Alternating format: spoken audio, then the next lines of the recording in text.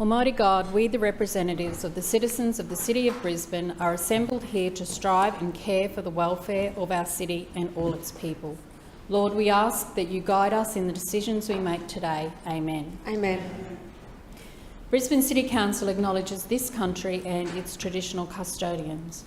We acknowledge and respect the spiritual relationship between traditional custodians and this country, which has inspired language, songs, dances, law and dreaming stories over many thousands of years. We pay our respects to the elders, those who have passed into the dreaming, those here today, those of tomorrow. May we continue to peacefully walk together in gratitude, respect and kindness, in caring for this country and one another. Please be seated. I declare the meeting open. Are there any apologies? Councillor Dixon. Chair, I advise that Councillor Howard, Murphy and Councillor Marks will be absent today, and I move that they be granted a leave of absence from the meeting. Seconded. It has been moved by Councillor Dixon, seconded by Councillor Givney, that Councillors Howard, Marks and Murphy be granted leave of absence from today's meeting. All those in favour say aye. Aye. Those against, no. The ayes have it. Are there any further apologies? Councillor Chongma? Yep. Councillor. Yep. Seconded. Thank you. It has been moved by Councillor Chongma and seconded by Councillor Johnston that Councillor Massey be granted a leave of absence. All those in favour say aye. Aye. And those against, no. The ayes have it. Confirmation of minutes, please. Chair, I move that the minutes of the 4,744th meeting held on Tuesday the 20th of August 2024 be received, taken as read and confirmed. Seconded. It has been moved by Councillor Dixon, seconded by Councillor Givney, that the minutes of the 4,744th meeting of Council held on the 20th of August 2024 be received, taken as read and confirmed. All those in favour say aye. Aye. Those against, no. The ayes have it. I would now like to call on Dr. Heather Lawrence, who will address the Chamber today on volunteer refugee tutoring and community support.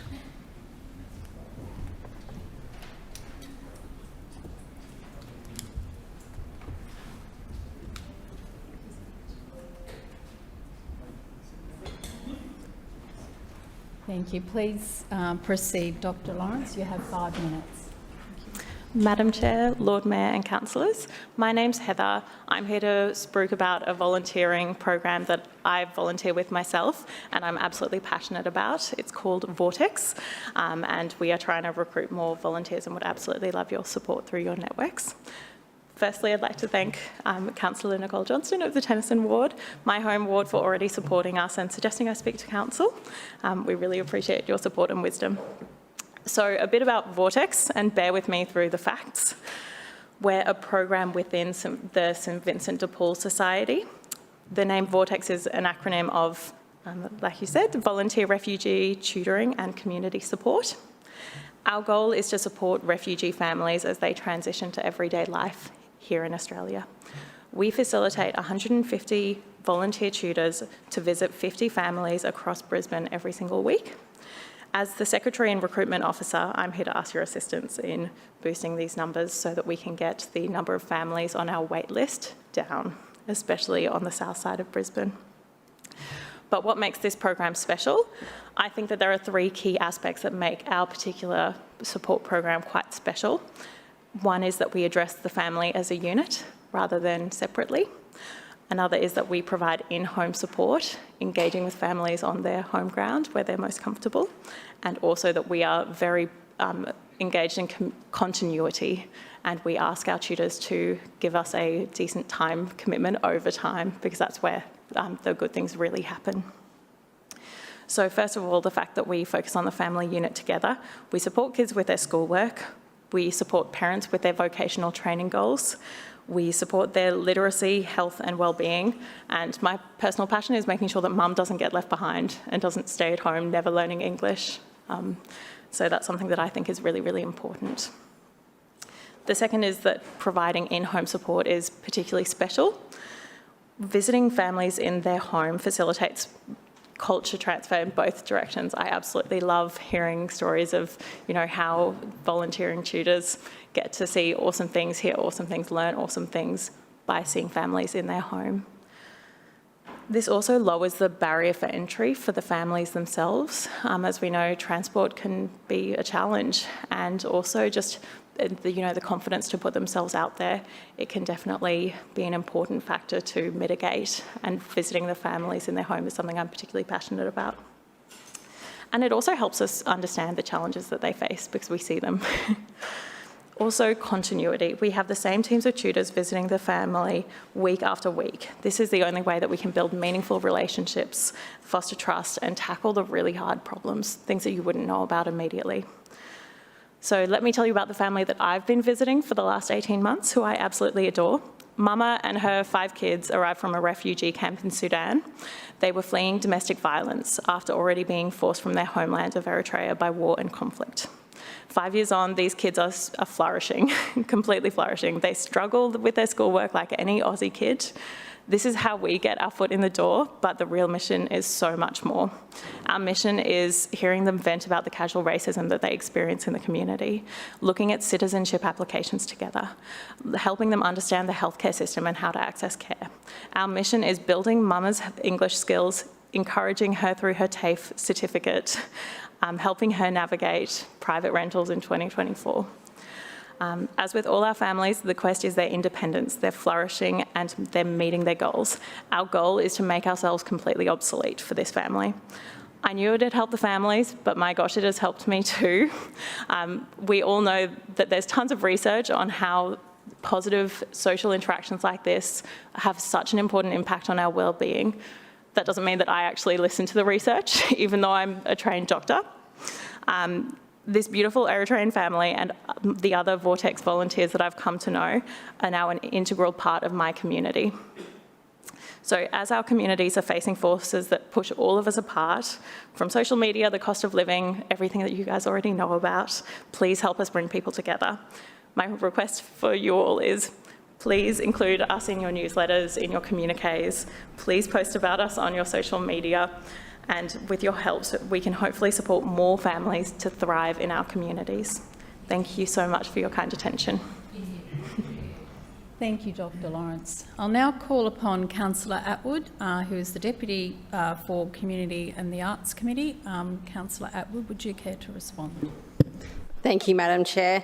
Thank you, Dr. Lawrence, for coming into the chamber today and addressing us. Personally, I had never heard of your cause before today, and you've certainly shared with me a great story that I'll be passing on to my community. So thank you for taking that time.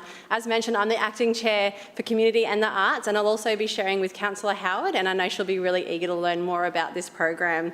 But absolutely, one thing I love about Australia is our passion for helping out. As I'm sure you're aware, we have the highest rates of volunteering, but it sounds like you're having a little trouble attracting them to your great cause. Here at Brisbane City Council, we know it's so important that refugees who have just moved to Brisbane and Australia more broadly are provided with both educational and communication and community support to help them settle in and set themselves up as best as they can. A number of ways we can also support them through our Brisbane City Council services is we have free translating services in a number of different languages for our call centres. We also have English conversation groups at our libraries to help Australians make new friends and improve their English, so potentially another great resource for your members. Our libraries also offer a range of books, magazines, DVDs in more than 20 languages. Our eLibrary online catalogue also has a number of different languages as well.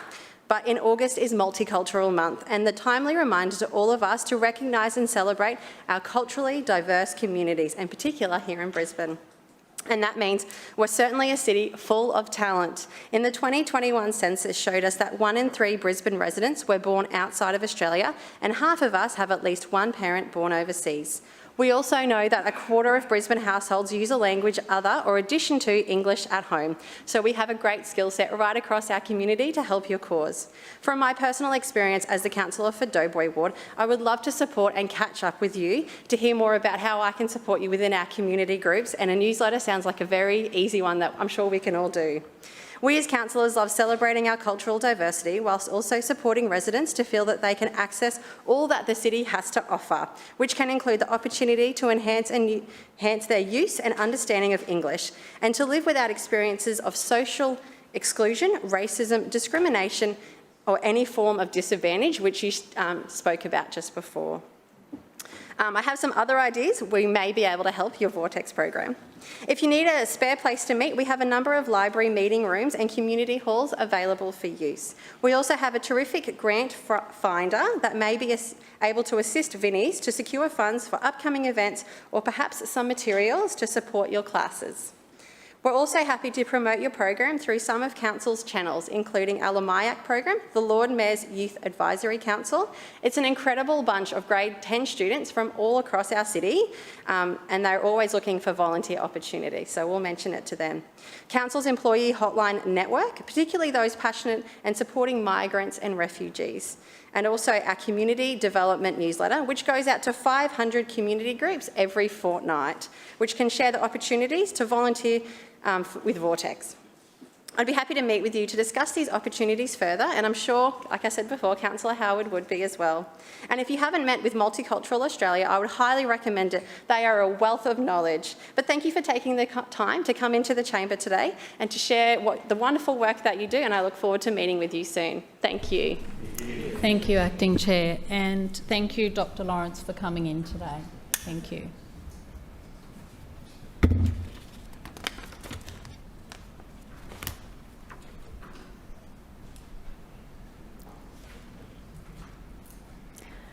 Are there any questions of the Lord Mayor or a Civic Cabinet Chair of any of the standing committees?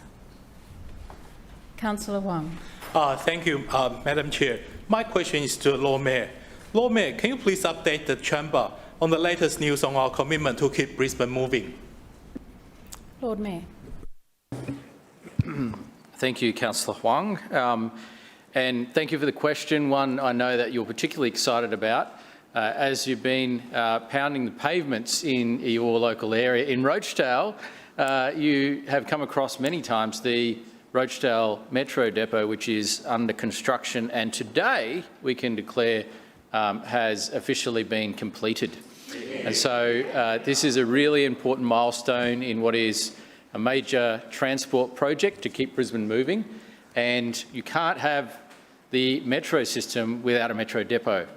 You cannot have a place for the vehicles to be charged, to be serviced, to be cleaned and washed, and for all of the operators to be based without a depot. And so this is critical enabling infrastructure for a critical transit project. And I mentioned a transit project because Brisbane Metro helps us make the leap from public transport to mass transport. And that is a critical thing in a growing city like Brisbane, in a growing Olympic and Paralympic city. We need to make the leap from public transport to mass transport. Now, we know that 2/3 of all trips are taken on buses, and the best way to get the step change in the efficiency of the network and providing extra capacity is by the Brisbane Metro system. It is a scalable system, and even the depot itself has been built with the future in mind. Now, we know the initial order was always going to be 60 metro vehicles, and the 60 metro vehicles will be based at the metro depot at Rochedale. But there are, in fact, spaces available for 40 more metro vehicles at that depot. So this is about future-proofing. This is about ensuring we have room to expand. Now, we know that other depots will be required in the future, such as the Northside depot that we have talked about and made a commitment to, but there is also room to expand at the Metro Depot at Rochedale too. So thank you for joining me this morning, together with Councillor Murphy, for that important milestone. I can confirm that we're having an open day for the public to come and experience Australia's most high-tech, fully electric depot on the 13th of October, which is a Sunday. So anyone from any part of Brisbane, and even outside of Brisbane as well, welcome to come along and experience the Metro Depot firsthand. When you've been there, you cannot help but be impressed. When you've been there, you see that this is not a case of some extra vehicles. This is a new transit system which is being developed and rolling out. And so the excitement, the scale will become apparent to everyone very soon, not just on the 13th of October when we have the Metro Open Day, but also on the 21st of October when Metro services first start running along the busway. 8-mile planes to the University of Queensland, and the introduction of these vehicles to that route doubles the carrying capacity of that route, doubles the carrying capacity. Now, people celebrate, a 10% increase in patronage from 50-cent fares, and we should celebrate that. But what we should celebrate is a doubling of the capacity on one of the busiest routes in the city, because that's what will happen on the 21st of October, and that is just the beginning of further Metro services rolling out to other parts of Brisbane along the busway. So the exciting milestone has been reached today. Thank you to Councillor Murphy, thank you to the local councillor, Councillor Huang, thank you to the project team, thank you to the contractors, ADCO, for everyone coming together to make this project happen and to get us on track to start the Metro services on the 21st of October. Further questions? Councillor Collier. Thanks very much, Chair. My question is to the Chair of City Standards, Councillor Sarah Hutton. The new River Makers markets in Morningside has been met with a strong response. The community supports these markets, but residents and nearby businesses have raised very valid concerns that parking and traffic are a major concern. We recently learned through media that allegedly Council rescinded the market's traffic management plan at the last moment, meaning no traffic control was possible and there were delays of 45 minutes on nearby roads. We also know that Council's compliance officers have been out in force targeting these markets and have apparently issued infringement notices to the organisers. Despite this LNP Council claiming that it is small business friendly, it seems like Council is doing everything in its power to put up roadblocks to these markets going ahead. Councillor Collier, is there a question? Please get to the question. Chair, can you advise why this LNP Council is unwilling to work with the organisers and listen to the community to find the best solutions to allow these markets to go ahead? Councillor Hutton. Thank you, Chair, and I'm very happy to answer Councillor Collier's question. Our top priority in this city is to always ensure the safety and well-being of our community, which means ensuring that events are properly planned and managed, particularly when it comes to traffic and pedestrian movements. Council officers have been working tirelessly with the event operators in the weeks before, during and after both market events.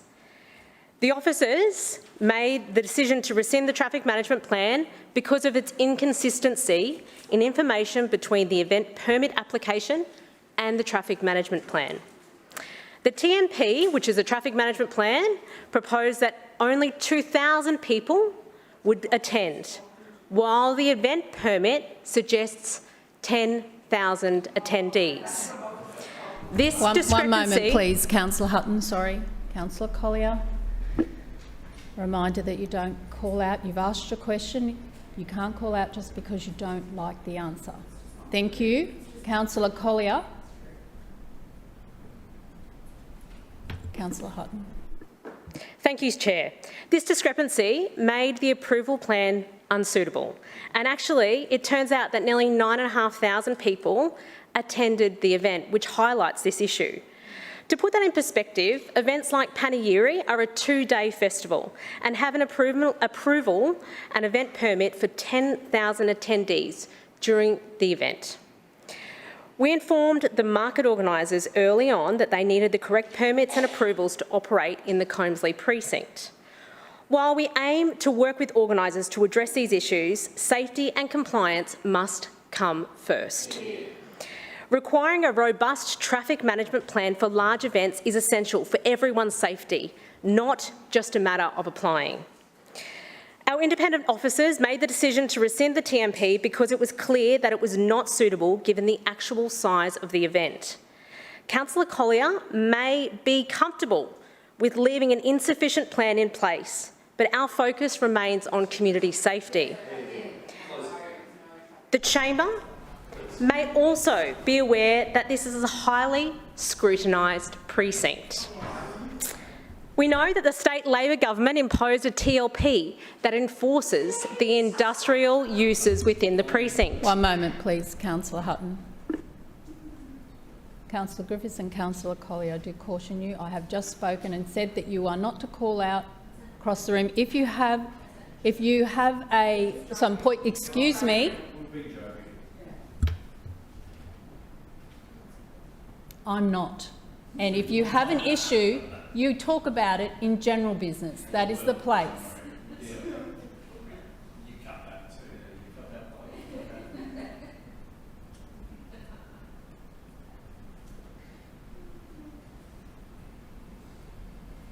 Councillor Hutton. Thank you, Chair. Well, we know that the state Labor government imposed a TLPI that enforces the industrial uses in this precinct. This is important as the state Labor Party does not support markets in this precinct at all. But it's fascinating to me, Madam Chair, that Councillor Collier is outraged by this decision on the markets, yet I do not ever recall Councillor Collier advocating for this use prior. So, through you, Madam Chair, has Councillor Collier raised this issue with her state Labor member?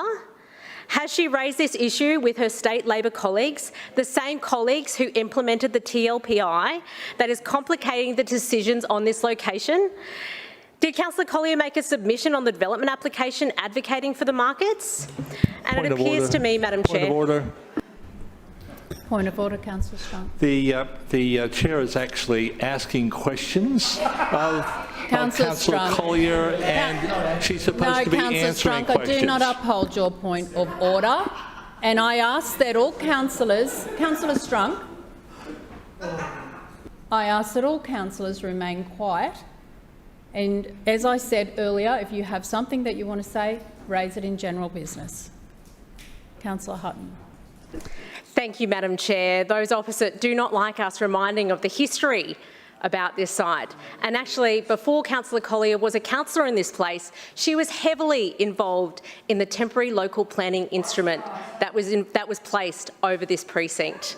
So it does amaze me, Madam Chair, that she comes into this place claiming she knows nothing about it when she was actually involved. She was actually doing the media. She was involved with the Minister's office when they actually put this over the precinct.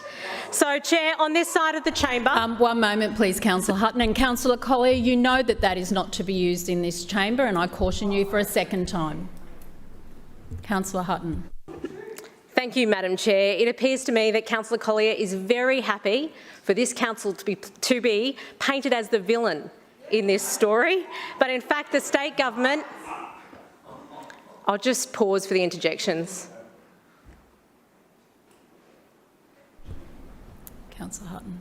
Thank you, Chair. As I was saying, Councillor Collier is very happy for Brisbane City Council to be painted as the villain in this story when the state have strangled this precinct entirely. On this side of the chamber, we are very supportive of having more markets in Brisbane, and we continue to work with the market organisers in this precinct about finding alternative and safe locations that are not within a heavy industrial zone. Thank you. Further questions? Yes, Madam Chair. Further questions? Standing, Madam Chair. Thank you, Councillor Wolf. Oh, Madam Chair, I was standing. You ignored me. Councillor Griffiths, you should know as a former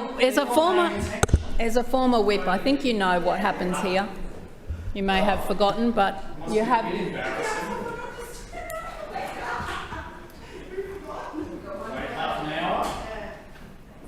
We will wait until you are quiet.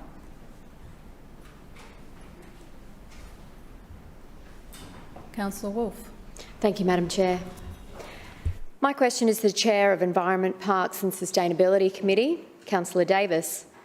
Councillor Davis, can you please update the chamber on the latest project making our lifestyle even better in the western suburbs? Councillor Davis. Thank you, Madam Chair. And through you, I'd like to thank Councillor Wolf for the question, because I know that Councillor Wolf knows that Brisbane is the lifestyle capital of Australia, and the Schrinner Council continues to deliver projects, including in the leafy western suburbs, that make our city an even better place to live, work and play. The latest exciting project to be delivered is the brand new accessible nature playground at Sherwood Arboretum, which I popped in this morning to have a quick sneaky peek at. And whilst the Arboretum is just across the river from the Walter Taylor Ward, I know that Councillor Wolf takes a very great interest in what's happening there. Madam Chair, as you know, the Arboretum is one of 3 botanic gardens here in Brisbane. What you may not be aware is that the Arboretum is home to around 1,100 trees representing around 250 species, including its iconic avenue of 72 kauri pines. The kauri pines were planted on World Forestry Day back in 1925, and over the years since then, the Arboretum has become a cherished part of the Botanic Gardens collection and has rightly earned its place in Queensland's Heritage Register for its natural, historic and cultural significance. And as we approach the centenary of Sherwood Arboretum, which will be celebrated in March next year, our Towards 2025 Sherwood Arboretum Anniversary project is focusing on some key upgrades to enhance the park and its assets so that it continues to be a vibrant and inspirational place for everyone to enjoy. And one of the cornerstones of the project is the upgrade of the Northern Playground. The original playground was built back in the 1990s and had been a much-loved part of the Arboretum, particularly for its accessibility and its unique location under the canopy of fig trees. So the improvements to the playground were all about revitalising this much-loved play space into an all-abilities nature play experience that draws attention or inspiration from the unique role of the Arboretum and its natural assets. The design encourages children to explore and discover, so it includes some pretty neat features, including magnifying glass towers where the kids can collect seeds or leaves or even bugs and study them under the magnifier. They can also run along the boardwalk or slide around in a wheelchair and hunt for the insect medallions that are hidden around the playground. There are activity and puzzle panels, there's a canopy gaze and even a bird song panel to hear the birds sing. Kids can look through the octoscope and kaleidoscope and check out some pretty amazing patterns, and they can also hop across the log steppers or the colourful mushrooms or get a little bit artistic on the chalkboard that's there. There's a seed and water run where seeds can be collected from the ground and they can be rolled down a series of tubes. It has 2 entry points, so no doubt friends will have some serious seed races. There's plenty of tactile elements in the design, and excitingly, in about 6 weeks' time, a selection of cute little bronze statues will be installed. And these small bronze elements are actually designed by the artists who designed and installed those at the Bradbury Park Magic Forest, so we know that this will become a greatly loved feature. I'm told that there'll be a booble cow, a kookaburra, a baby possum and also a water dragon. Because of the significance of the park, we're also very mindful of any potential environmental impacts during the upgrade works, so the construction was carefully managed to minimise disruption to the existing fig trees by using special equipment to protect the tree roots and by reusing some of the infrastructure, including some of the post holes that had been there for the previous structure. In addition to the playground upgrade, our Towards 2025 centenary preparations continue, and that work will include some footpath upgrades, new fauna boxes, new interpretive signage and some artwork. And earlier this year, the replacement of the existing pontoon was completed. This is an absolutely fantastic project and we're very excited about it opening, which will be tomorrow. Thank you, Madam Chair. Councillor Davis. Further questions? Yes, thank you, Madam Chair. My question is to the Deputy Chair of Lifestyle, Councillor Atwood, as Councillor Howard is in Paris. Councillor Atwood, your LNP administration has previously committed $500,000 in partnership with Brisbane Racing Club, who also committed $500,000, and the state government, who also made a commitment of $1 million for lighting and parking at Acacia Ridge Sports Precinct. Your administration, Lord Mayor's administration, the LNP, has just taken this money off the table, leaving the project in shortfall and looking untenable. The poorly lit site caters for thousands of children and families who participate in sport and play in the council's multiple lease sites on the facility. Councillor Atwood, why has your LNP council taken this money off the table and jeopardised such an important safety and parking project for kids in the suburbs? Councillor Atwood. Thank you, Madam Chair. Firstly, I'd like to say that is completely not true. Now, as we all know, Councillor Griffiths, you may have not been around as much as you'd like to be lately, but at the last election, you certainly did not talk about this once. At no point, Madam Chair, did we hear any sort of commitment from those opposite regarding Mortimer Park. Did you want me to repeat that quickly? Point of order. Madam Chair, point of order. Point of order. Just claim to be misrepresented. I note your claim of misrepresentation. Councillor Atwood. At no point, Madam Chair, did we hear any sort of commitment from those opposite regarding Mortimer Road Sports and Recreation Precinct. No, of course we didn't, because that would require Councillor Griffiths and the Labor team to actually commit to something as opposed to just coming into this chamber and demanding... Point of order. Point of it's called order, an election commitment. Claiming to be misrepresented again. But I'm happy to take those and correct them. Yes, I note your claim of misrepresentation. Yeah, got that. And remind everybody to remain quiet while another councillor is speaking. But as I mentioned before, Councillor Griffiths believed that we have reneged on a promise to fund this precinct plan, and that is completely not true, Madam Chair. As we've been reminded these past few weeks, Councillor Griffiths loves to claim a promise that has been broken, but he does not actually have any evidence of that. And Councillor Griffiths, if you do have any evidence, I would ask you to provide that to us. No, of course he doesn't. He doesn't. He just simply doesn't. It's always that same made promise. Apparently, a council officer has advised him of this, but there is no knowledge of that with the council officer. He's even gone so far to admit in this place that he secretly records council officers, which is deplorable. Point of order. That's another point of order. Incorrect. It was during last week's council meeting. Through you, Madam Chair, let me enlighten Councillor Griffiths on something. To re-engage on a promise, you need to make it in the first place, something we have never done. This Schrinner Council made no term commitment at the recent election regarding this matter, and also it was never raised by Councillor Griffiths.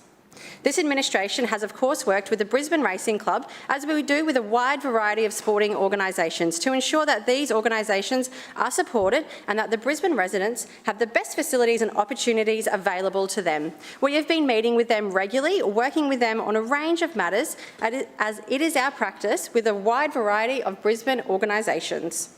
Our council officers work tirelessly to ensure that we are assisting and supporting local organisations as best we can. To say that a formal commitment was made, however, is blatantly not true. We have never made such a commitment. This is just another example of Councillor Griffiths coming in here with his outrage, claiming that he's been lied to without any actual evidence supporting this claim. Council has provided funding to the Brisbane Racing Club in recent years, and this is not to say that we will not do it again. The funding amount we're talking about today was not included in the 24-25 budget. We haven't ruled out looking at it again in the future budget considerations. However, the blatant politicisation of this issue, Councillor Griffiths, doesn't help the matter. It serves no one besides his own political agenda. Yep. Councillor Griffiths is no stranger. Councillor Griffiths is no stranger to the politicisation of Mortimer Park, though. It's been a disgraceful habit of his, including just months ago when he used a terrible murder of a young man in the park to score cheap political points and try to blame us. Shame. We need more lights, he said, Madam Chair. Or perhaps we don't need the Albanese Labor government releasing violent immigrants, detainees, offenders likely to offend again, which is exactly what happened in this instant, and that is a fact. Just one. Is that a point of order, Councillor Griffiths? Another one. Just claim to be misrepresented. Okay. I'd like to know, Madam Chair, has Councillor Griffiths written to his federal Labor comrades about their disgraceful... Councillor, please. Councillor, sorry. And Councillor Collier, that's your third warning. Councillor Atwood. Point of order. Point of order, Councillor Johnston. Madam Chairman, I would just say that the inflammatory statements by Councillor Atwood are not constructive, and that perhaps you should caution her to use some more appropriate language when talking about this issue. Thank you, Councillor. I don't uphold your point of order. Councillor Atwood. Thanks, Councillor Cassidy. I'll give you a caution. Councillor Atwood. We all agree that it was a terrible crime that happened in his ward. But what has he done besides grandstanding to the ABC about lighting? Has he written to his state or federal members? So no, Madam Chair, I won't be taking this foreign outrage from Councillor Griffiths on Mortimer Park today. The Schrinner Council will continue the good work that we are doing, that includes working with organisations to ensure their future success. Because if our local organisations are succeeding, then they're providing residents with more facilities and opportunities and a better Brisbane. Councillor Atwood, your time has expired. Oh. Further point of order. questions? Oh, sorry, one moment. Your 3 misrepresentations, please, Councillor. Yes, well, I actually had 4, but anyway, 3 will do. They said I hadn't previously raised this issue. Well, I have, and I have minutes in my office where council have committed $500,000 in Brisbane Racing Club. That was the agreement with Brisbane Racing Club, and you can speak to who's been at those meetings as well. Also, I didn't promise it. Yes, I did promise it. Here's what I promised for my electorate. I'm surprised you guys don't have a copy of it. I'm happy to table that for you to help the LNP be accurate in what you're saying. So I did promise it. It was promised in here. Third thing is I don't record officers, and I have to say I do not and never have recorded an officer at all, ever, 0. Don't do it. And the final thing is the murder. I was trying to raise the issue of the murder to get us to light the park and light the car parks. There's been murders and stabbing on this site. I want a solution, not to be playing political games, and it's really sad how you've answered this. Thank you. Further questions? Councillor Givney. Thank you, Chair. My question is to the Acting Chair of the Community and Arts Committee, Councillor Atwood. Councillor Atwood, the next round of the Lord Mayor's Better Suburbs grants will be opening soon. Can you please update the Chamber on how the Better Suburbs grants support our local clubs to grow with our city and make Brisbane's lifestyle even better? Councillor Atwood. Thank you, Madam Chair, and thank you, Councillor. Councillor Atwood, could you please put the microphone on? Yeah, it's just got to reset. Okay, thank you. Since its introduction in 2021, the Lord Mayor's Better Suburb Grants has provided over $5 million to community organisations across Brisbane. In response to the change in community needs and the pressure imposed by the pandemic, the Lord Mayor's Better Suburb Grants was purposefully designed to be an open and to a vast array of community organisations for a wide range of community projects. The Better Suburbs program has 2 categories that not-for-profit community organisations can apply for. The community facility category provides funding to improve and develop council community leased facilities. With funding available up to $200,000 per successful applicant, the community facility category includes funding for both the planning and the design and construction phase of the projects. The other category is the community support category, Madam Chair. This category provides funding of up to $10,000 to support projects that respond to local community needs, improving community facilities and building organisational capacity, which is exactly why the Schrinner Council is lending a hand. We on this side of the chamber recognise the value our community organisations have, and we want to see them succeed. They are the heart of our suburbs, where residents choose to spend their leisure time, and their community impact is immeasurable. Improving our suburbs is a key priority of the Schrinner Council, Madam Chair. which is exactly why we're investing in programs like the Lord Mayor's Better Suburb Grants. This grant program has already provided over 40 organisations across Brisbane with funding to support and improve facilities and organisational operations. Support can come in many forms, of course. In Councillor Givney's ward, the Bayside BMX Club received $7,950 through the Better Suburbs support category in the 23-24 round. This funding was used to refurbish the BMX starting gate, an important component of the Bayside BMX track, and its refurbishment meant that this organisation was able to continue providing their extensive range of BMX programs to the community.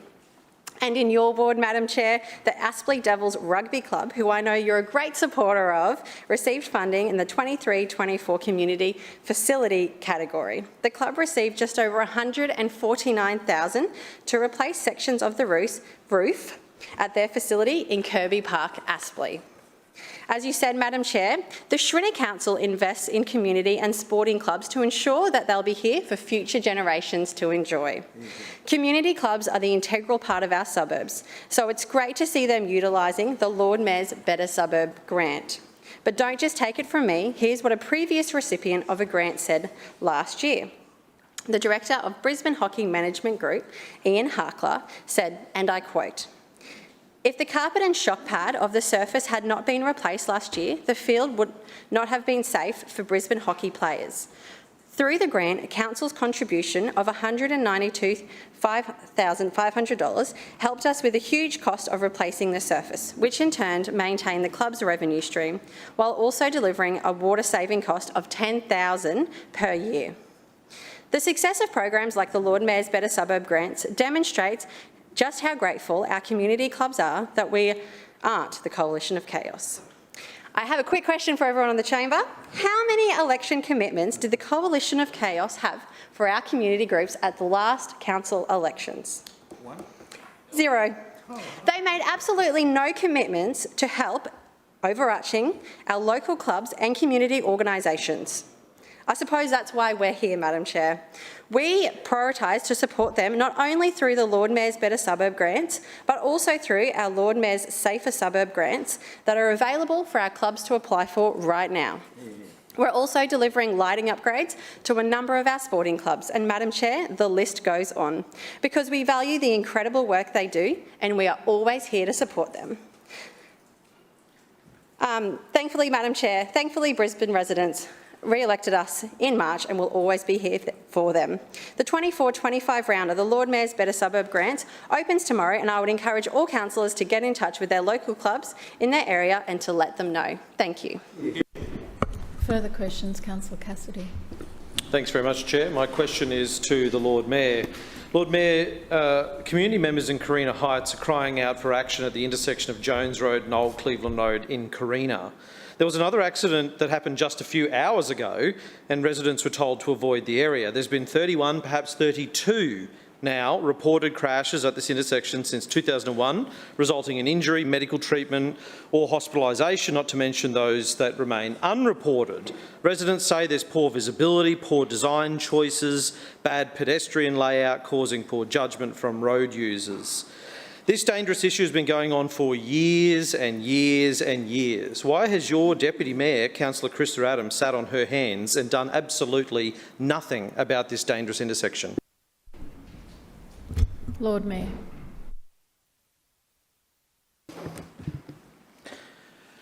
Thank you for the question, Councillor Cassidy.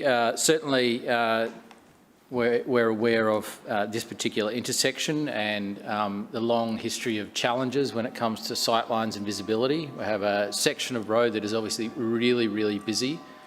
We have two sections of divided road. One is higher than the other. It's where the old tram tracks ran through, and the pedestrians that cross the road have to cross in two stages. I don't think he's actually been there. I've been there. I know you've been there. And so it is a complicated intersection with complicated movements, and there have been multiple assessments by council on what can be improved there, and there have been multiple changes made over the years. And so this is something that is an ongoing effort. This is something that we're happy to have a fresh look at as well, to make sure if there are any improvements. if there are any improvements that can be made. And as always, we take safety very seriously. The reality is, just today, there was an accident there. There were multiple accidents in multiple intersections across the city in multiple locations, and this is something we're constantly monitoring. And it's also why we want to engage the world's best technology to help manage our traffic systems and our traffic control systems, and to use some of the opportunities like artificial intelligence to give us more smarts around intersections. Now, the artificial intelligence that is available at the moment not only can monitor traffic flows but also pedestrian movements, and that gives incredible insight into how people move through an intersection and how to make it safer. Artificial intelligence can also determine the impact of things like weather conditions. Is it a rainy day today or a foggy day? How is that going to impact on traffic conditions and safety? And so there's a range of technologies that we're pursuing right now, not just to make this intersection safer, but to make every intersection safer across the city. Is one of our election commitments. We're going to a global expression of interest for new technology to manage our traffic signals, and we look forward to trialling this technology here in Brisbane to be one of the world's leading cities. But the reality is, if there was a simple solution to this particular intersection, it would have been done many years ago. Multiple changes have been made. Multiple changes, we're willing to make further changes based on the assessment of the traffic engineers. But I think one thing that can really help in the future is better technology to control intersections such as this, and particularly when it comes to the movement of pedestrians through an intersection. And so this is something I'm happy to continue to have a look at. As I said, there's been multiple changes made there in the past, and we'll continue to monitor the safety at this intersection. And if there's anything we can do to improve that, we're certainly happy to have a look at it. Further questions? Councillor Huang. Thank you, Madam Chair. My question is to the Chair of the Finance and City Governance Committee, Councillor Cunningham. Councillor Cunningham, the Lawmakers Australia Day Awards have now opened for nominations. Can you please advise the Chamber on the best way to make sure Brisbane's suburban heroes are recognised? Councillor Cunningham. Thanks, Madam Chair, and thank you to Councillor Huang for the question. The Lord Mayor's Australia Day Awards recognise Brisbane's unsung heroes. It's an opportunity to celebrate those who do the hard yards behind the scenes to make Brisbane an even better place to work, live and relax. Nominations for the 2025 Lord Mayor's Australia Day Awards are now open, and there are a range of different categories that you can nominate for.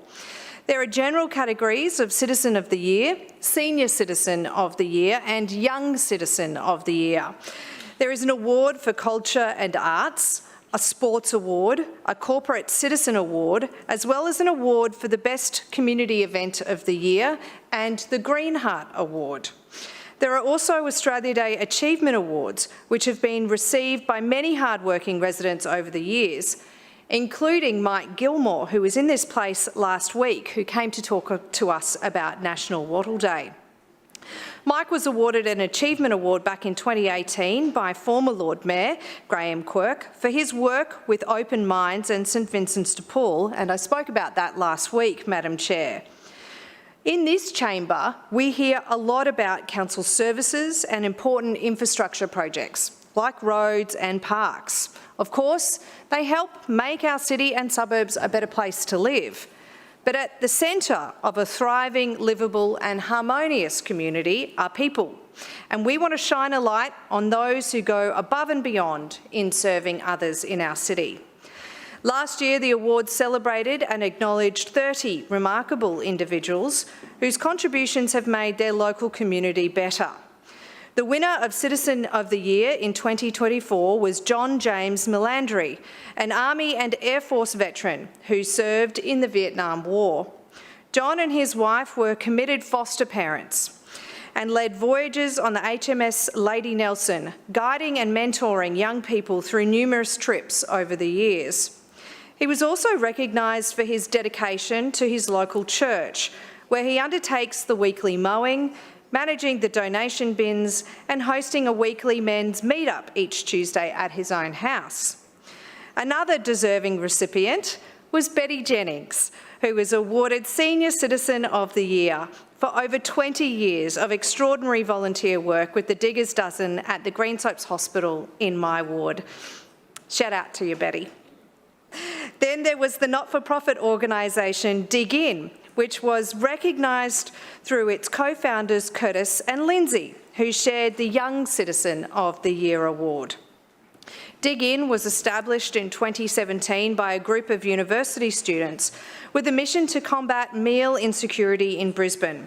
They now operate across 2 locations in Fortitude Valley and West End, serving between 300 and 500 meals every Saturday. These guys had the amazing idea to create hot food vending machines, which are programmed to provide free hot meals daily via an individual PIN code, which is distributed to recipients. Madam Chair, this is just the tip of the iceberg when it comes to the incredible stories of community service here in Brisbane. I hope that this has inspired some of you to start thinking about who in your community you think deserves recognition for their efforts. I'm excited to see what Brisbane has in store for us this year. As councillors, we will have the opportunity to promote this program through your local networks. So if it's a friend or a neighbour, a business or a community group that makes your community extra special, I encourage you to nominate someone that you think goes the extra mile.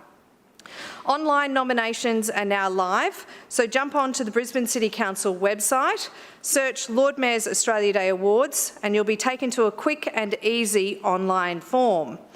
There'll also be hard copy nomination forms available from ward offices and libraries in coming weeks. There are so many incredible people who work tirelessly for our city, working behind the scenes to make Brisbane better. These are the people that never expect a thanks or a celebration, but they are precisely the people who deserve it, Madam Chair. It's our job as councillors to make sure they don't go unnoticed. Nominations close on Monday the 21st of October, so put your thinking caps on and get nominating. Thank you. Thank you. Further questions? Councillor Chongwa. Thank you, Chair. I rise to ask through the Chair a question to the Lord Mayor. You might be aware of a long-standing issue in my ward with a very successful and growing club called Brisbane City Football Club, who operate at Grove Park in Bardon. This club is highly successful with their Miniroos children team has grown from 40 teams 5 years ago to 73 teams this year. We're obviously seeing some fantastic growth in football clubs, especially young girls, thanks to the success of the national women's team, the Matildas.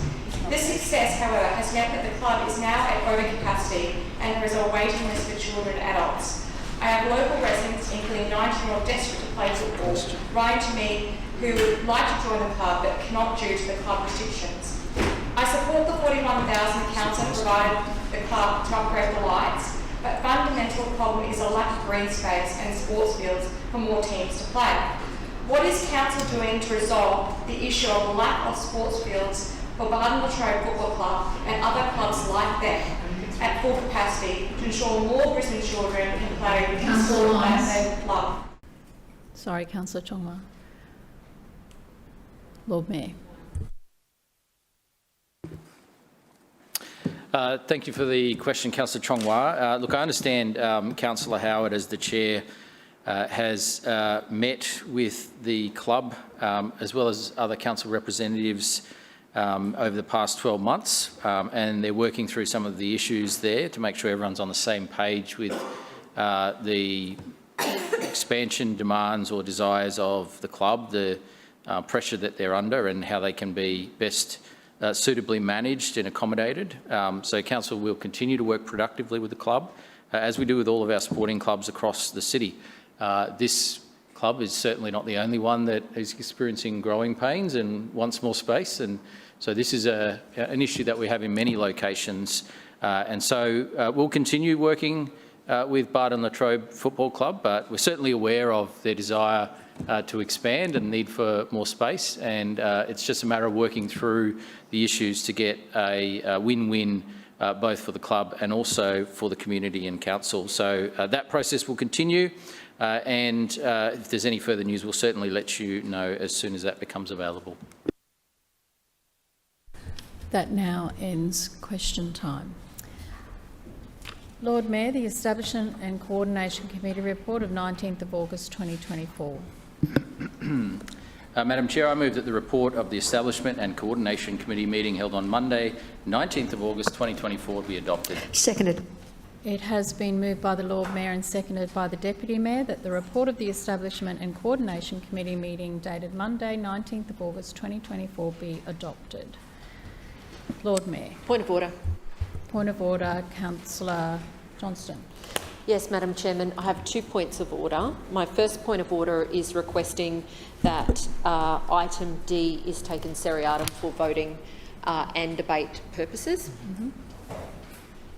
And my second point of order is a request for more information from the Lord Mayor to facilitate the debate today, and that is what consultation has been undertaken with the state government, and are they aware that council is relinquishing their trusteeship of the land in Sherwood in item D? So just to be clear, Councillor, A, B and C are debated separately to D. Thank you. So we'll start with A, B and C. Lord Mayor.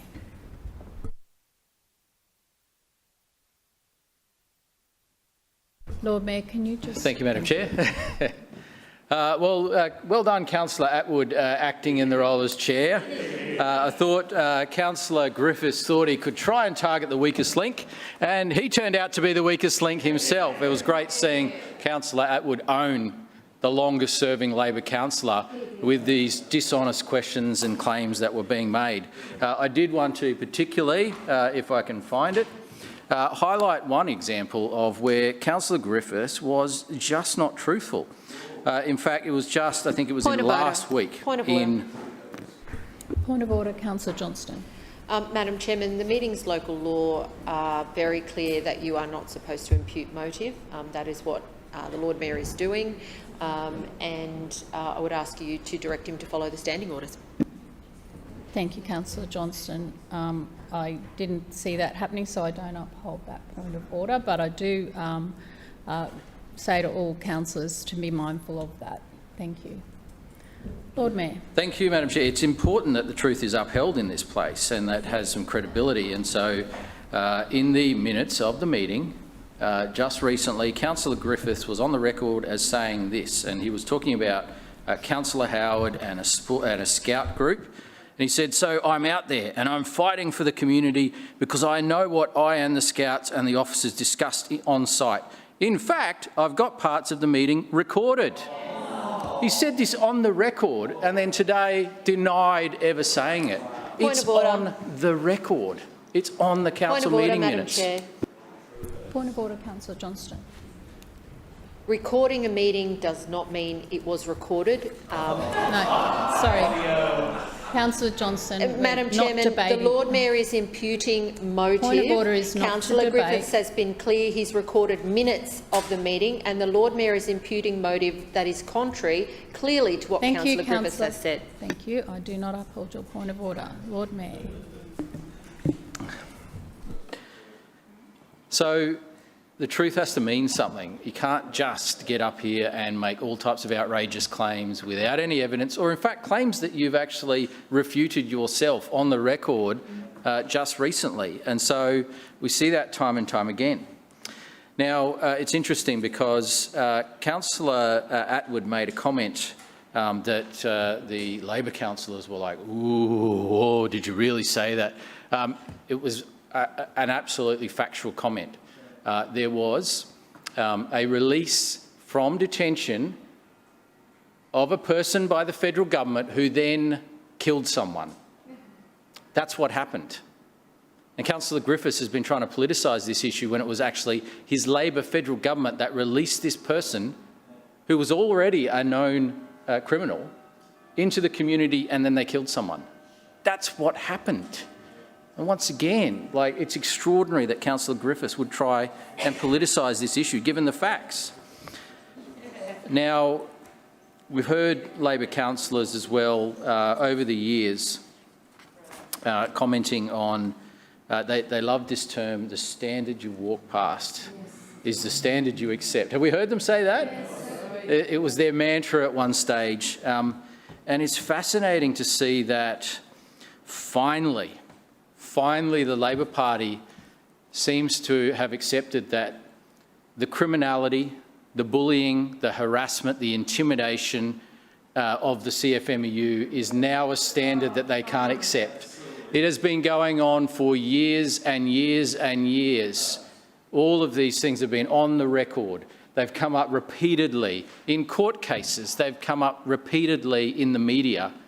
And the Labor Party was quite happy to accept that standard.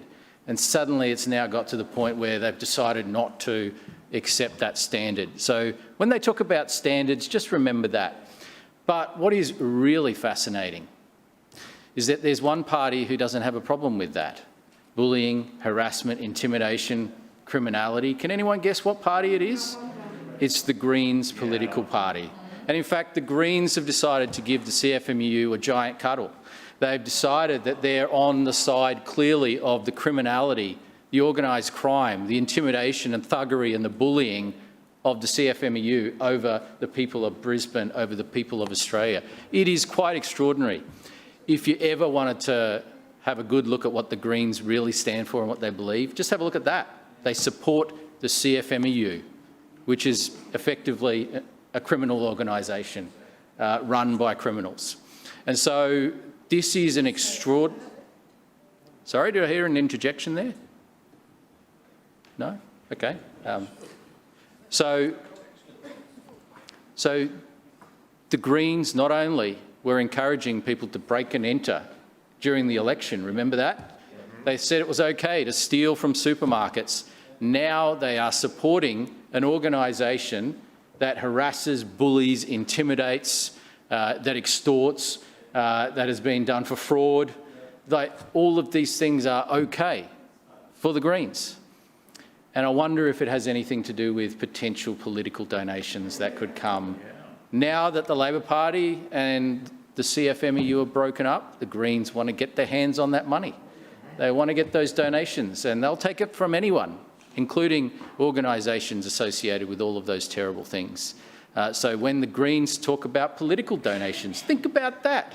Think about that. They don't take corporate donations because corporations are bad. They'll take CFMEU donations any day of the week.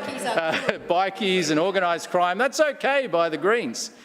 So, look, I can't let this opportunity go past without highlighting what the Greens really stand for. They are the most dangerous, divisive and destructive force in Australian politics. They should be called out at every opportunity, and they should be voted out of office wherever they are in because of the horrendous things they believe and the horrendous things they support. And once people know, they will see the Greens coming and they will reject that divisive approach. They will reject that dangerous policy agenda, and I will do my part to make sure that everyone knows what the Greens truly stand for, which is reprehensible in every way. Madam Chair, as we always do, I wanted to talk about the lighting up of council assets. Last night, tonight and tomorrow, our assets will be lit up in yellow to support the 10th annual Queensland Road Safety Week and to help promote road safety for everyone, including drivers, passengers, riders or cyclists and pedestrians. Tonight, however, the City Hall will be lit in red, white and blue to celebrate the Brisbane Fashion Festival, which kicks off this week. And this annual event is designed to shine a spotlight on our vibrant city and its culture and lifestyle, and particularly our local designers who do an amazing job in what is a cutthroat industry, a global industry, an industry where they're competing with fast fashion online, where you can buy something from any corner of the world.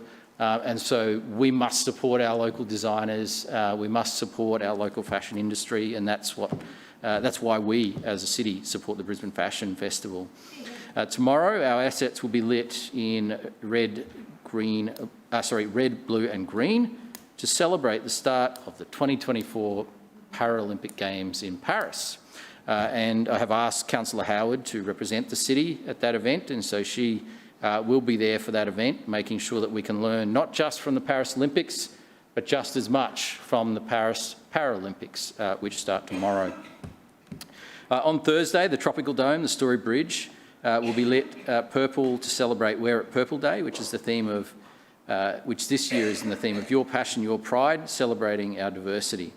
Victoria Bridge and Redcliffe Place will be lit up in purple in support of International Overdose Awareness Day.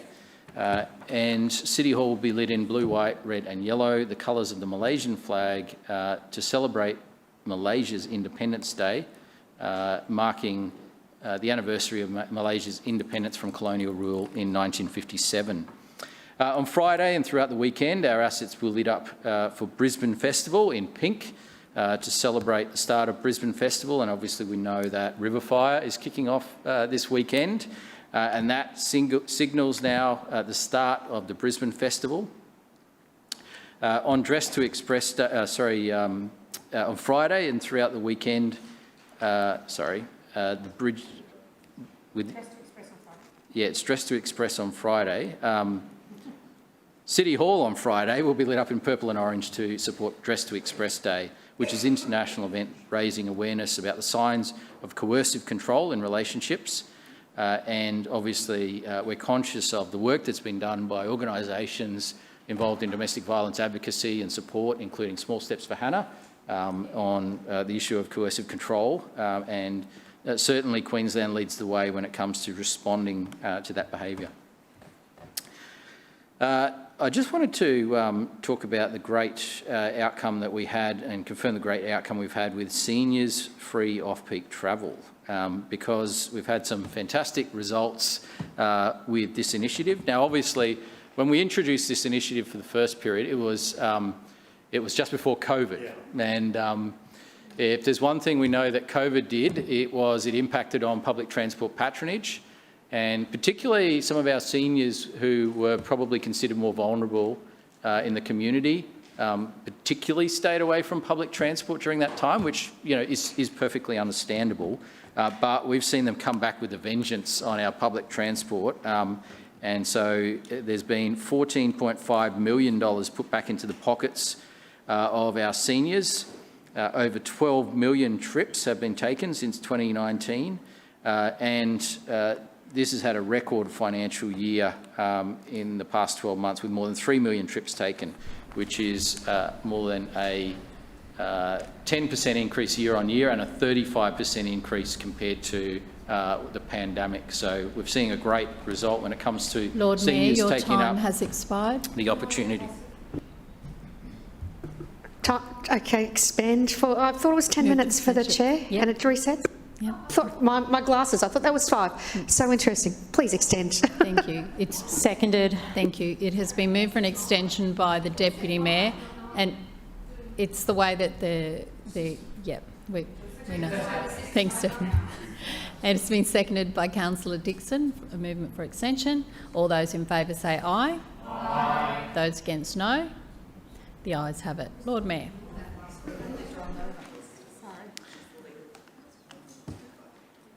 Okay, one other area we've seen great growth is in the visitation of our libraries, and Yeah, but you're going to have to do the same.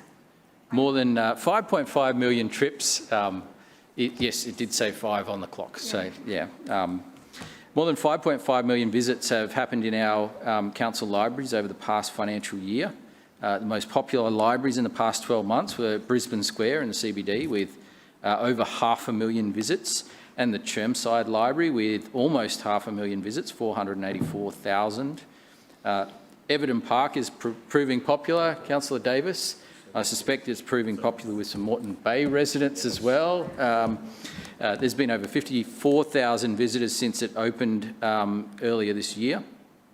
Wynnum's Library is also achieving record patronage highs with more than 325,000 visits in the past 12 months. Residents made more than 10 million loans from Council's extensive library collection of books, CDs, DVDs and online resources. And that involves almost 27,400 loans every single day, which is an amazing outcome. So thank you to the teams in our libraries for doing such a great job to help meet the extra demand Our libraries are wonderful services that the community appreciates, and I want to thank our teams in particular, and I know my comments will be echoed by Councillor Howard as well. Item A is the contracts and tendering report for July 2024.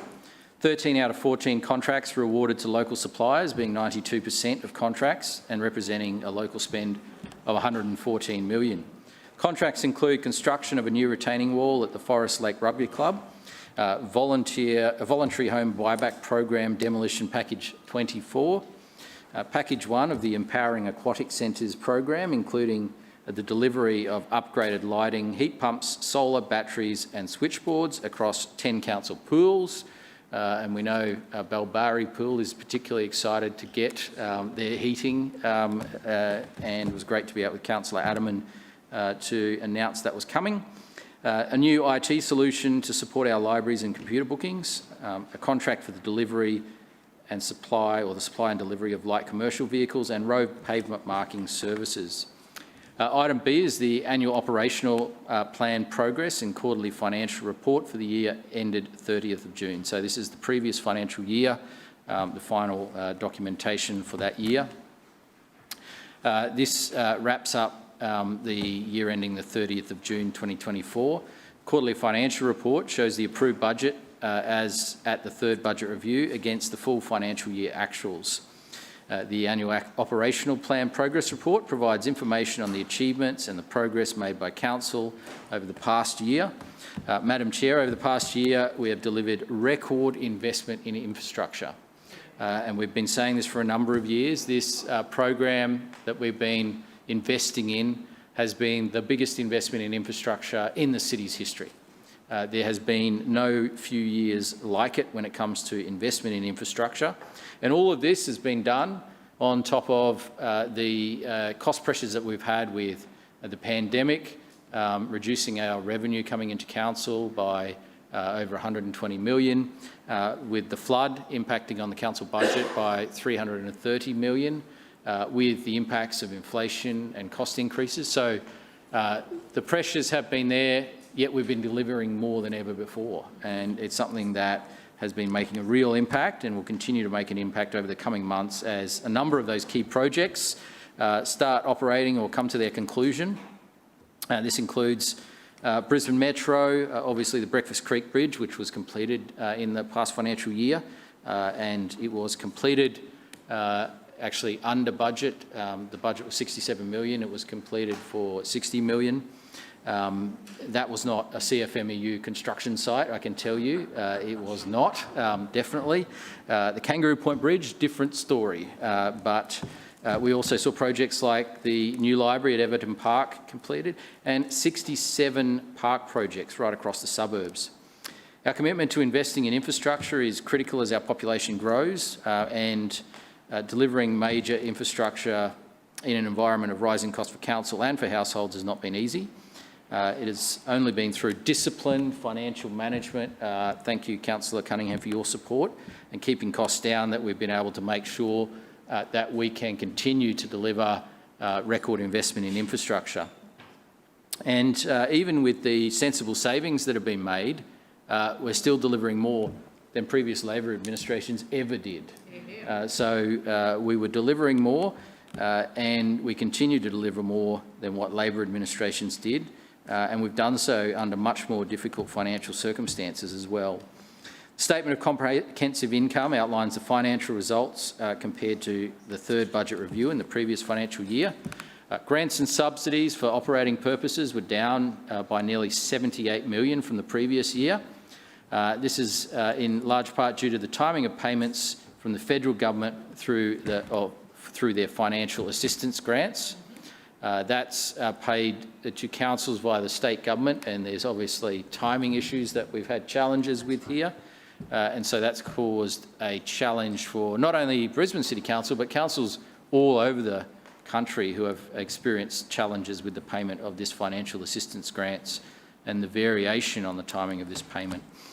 The loss on disposal was higher this year, largely due to the transfer of Anzac Square to the state government. Beyond the financial statements, the report also highlights many of the activities and achievements of the council over the past year. Transport for Brisbane results show the sustained recovery of patronage on our services, once again bouncing back following the pandemic. Bus patronage was 72 million in the last financial year, which was up 12.5% on the previous year, and ferry patronage was up by a massive 50% year on year to 4.2 million passengers. 1.2 million of those were in the last quarter alone, which is a really remarkable thing, and we're obviously going to see further improvements as a result of 50-cent fares and the work we're doing in combination with the state government to make sure there's adequate services to ensure that 50-cent fares can be accommodated. Item C is an update to the delegations under the Environmental Protection Act.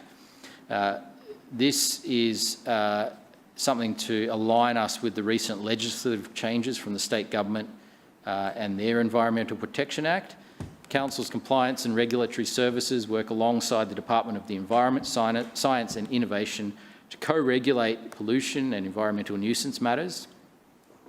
The delegation updates presented today result from changes to how transitional environmental programs are administered, as well as the consolidation of various environmental notices into a single notice, the Environmental Enforcement Order. Council is required to update these delegations to ensure our officers can continue to fulfil their responsibilities as the administering authority under the new framework. State government has also expanded the definitions of environment and environmental value to emphasise the critical link between environmental health and human wellbeing. Additionally, the changes have been made to the thresholds for material and serious environmental harm and a mechanism for a nuisance issue to now be considered as material or serious environmental harm under certain circumstances. If an issue meets these thresholds, DESI, the department, will take over as the administrating authority, leading the investigation and enforcement. There's no expansion of existing powers for local government, but obviously a number of changes to the way we do things. The other item is one to be dealt with separately, so I'll leave my comments at that. Further speakers, Councillor Cassidy. Thanks, Chair. At the start, could I ask that item B be taken seriatim for voting, please? On clause A, contracts and tendering that are before us today, there's a few small contracts that are in here. It just goes over 1.5 pages. Generally speaking, half of 1 page is dedicated to one significant large contract that I'm going to touch on, the $60 million on road pavement marking services. We don't see here in these contracts any assessment around the value for money of these contracts to the ratepayers of Brisbane and to the workers that are delivering this work out in the suburbs of Brisbane. This is an important contract, but questions must be asked once again as to why Council... wake up, everyone. Sorry, I'll just... I'll take that opportunity. Alarm's going off. I'll take that. That's the one I wake up to. Thank I think you. that just shudders through me. It's a terrible feeling. Sorry, Councillor Cassidy. Just ask Councillor Wines, if you've got conversations, it is a bit loud. Can you take them outside, please? Councillor Cassidy.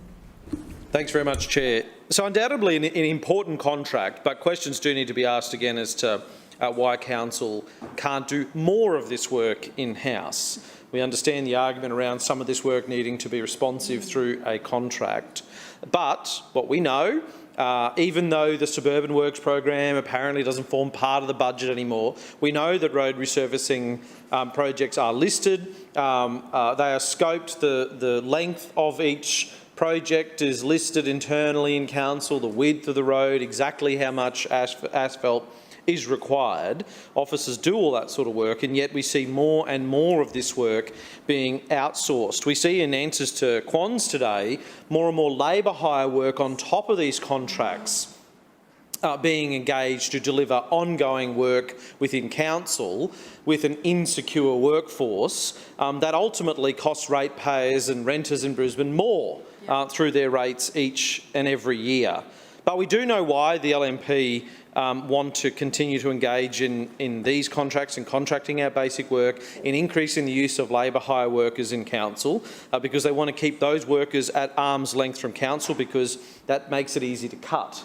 Yeah. And as we're going to get on to in just a moment, the quarterly financial report for the last budget, we know that the LNP want to cut these things, want to make these things easy to cut, because we saw in October last year this LNP mayor slash those projects by 25%. Road resurfacing work and the workforce was cut by 25%. We saw all of those crews disappear, all that work not being done. It's an increasingly concerning trend under the Lord Mayor and this LNP regime. And we continue to point that out because we know that this LNP regime can't be trusted when it comes to protecting council staff and prioritising local work. Clause B, the final quarterly financial report, operational plan and quarterly financial report for the year ended June 2024. So the final look, the look back, the review over the end of the 23-24 council budget. And it shows underspends in many areas, which is nothing new or surprising to any councillor in here. We see that year after year. And a lot of that this year, and for that budget, was the result of this Lord Mayor's October mini-budget last year, where he put into practice those $400 million worth of cuts that he announced just a mere couple of months after he delivered his budget. What he promised, he promised the people of Brisbane in that budget and then went back on that promise. Yeah, you wonder if anything's worth the paper it's written on these days. So what we see in the papers before us today, more cash coming in through higher rates and higher fees and charges, but lower spends out in the suburbs. I know we do on this side of the chamber certainly struggle to get our head around that when the Lord Mayor claims these cuts are about keeping rates low. In reality, what we know is they're hitting record highs under the LNP, and we're seeing that again this year, massive increases in fees and charges as well as rates for people living right across Brisbane. Services of the suburbs are down. That's the bread and butter for local government and for council, and they are failing to prioritise the suburbs time and time again, and there is evidence of that in these documents before us today. In Program 3, Clean, Green, Sustainable, a massive $12.2 million underspend. It's in black and white before us today in the report, and this is the words of this LNP regime: lower than anticipated spend to grow and improve and maintain Brisbane's network of urban parks, mainly related to delivering new parks, sports parks, neighbourhood parks and upgraded facilities in parks around Brisbane. So they didn't do that. That's one of the things they decided to cut, one of the first things. First they cut road resurfacing and the workers, then they went after park projects in the suburbs of Brisbane. Also is listed a lower than anticipated spend in the maintenance and rehabilitation of flood management assets. What are flood management assets? Oh, open drains and stormwater drainage projects. So they stopped doing maintenance on open drains and stormwater drainage projects out in the suburbs of Brisbane. That is your job. That's what you're paid to do. That's what you promised you would do when you delivered the budget, Lord Mayor. That's the bread and butter of council, but that's been ignored. Well, what for? The Lord Mayor touched on this. He mentioned some of these projects and said there's a record spend in infrastructure for the Brisbane Metro, Green Bridges and Moggle Road. When you look at the pie chart that's there, when you take those three projects out of council's infrastructure spend, there's not much going on anywhere else in Brisbane. Not much at all. That's a third of all of council's capital expenditure tied up in those three projects, three pet projects. And they're about to wrap up, well, we certainly hope. And there's still nothing from this LNP Council as to what the future will hold for Brisbane. We're about to see that capital expenditure fall off a cliff, and we've had no information on what's next. I'm sure we won't be seeing an investment, a record investment in suburban infrastructure, because that's certainly not something the LNP does or cares about.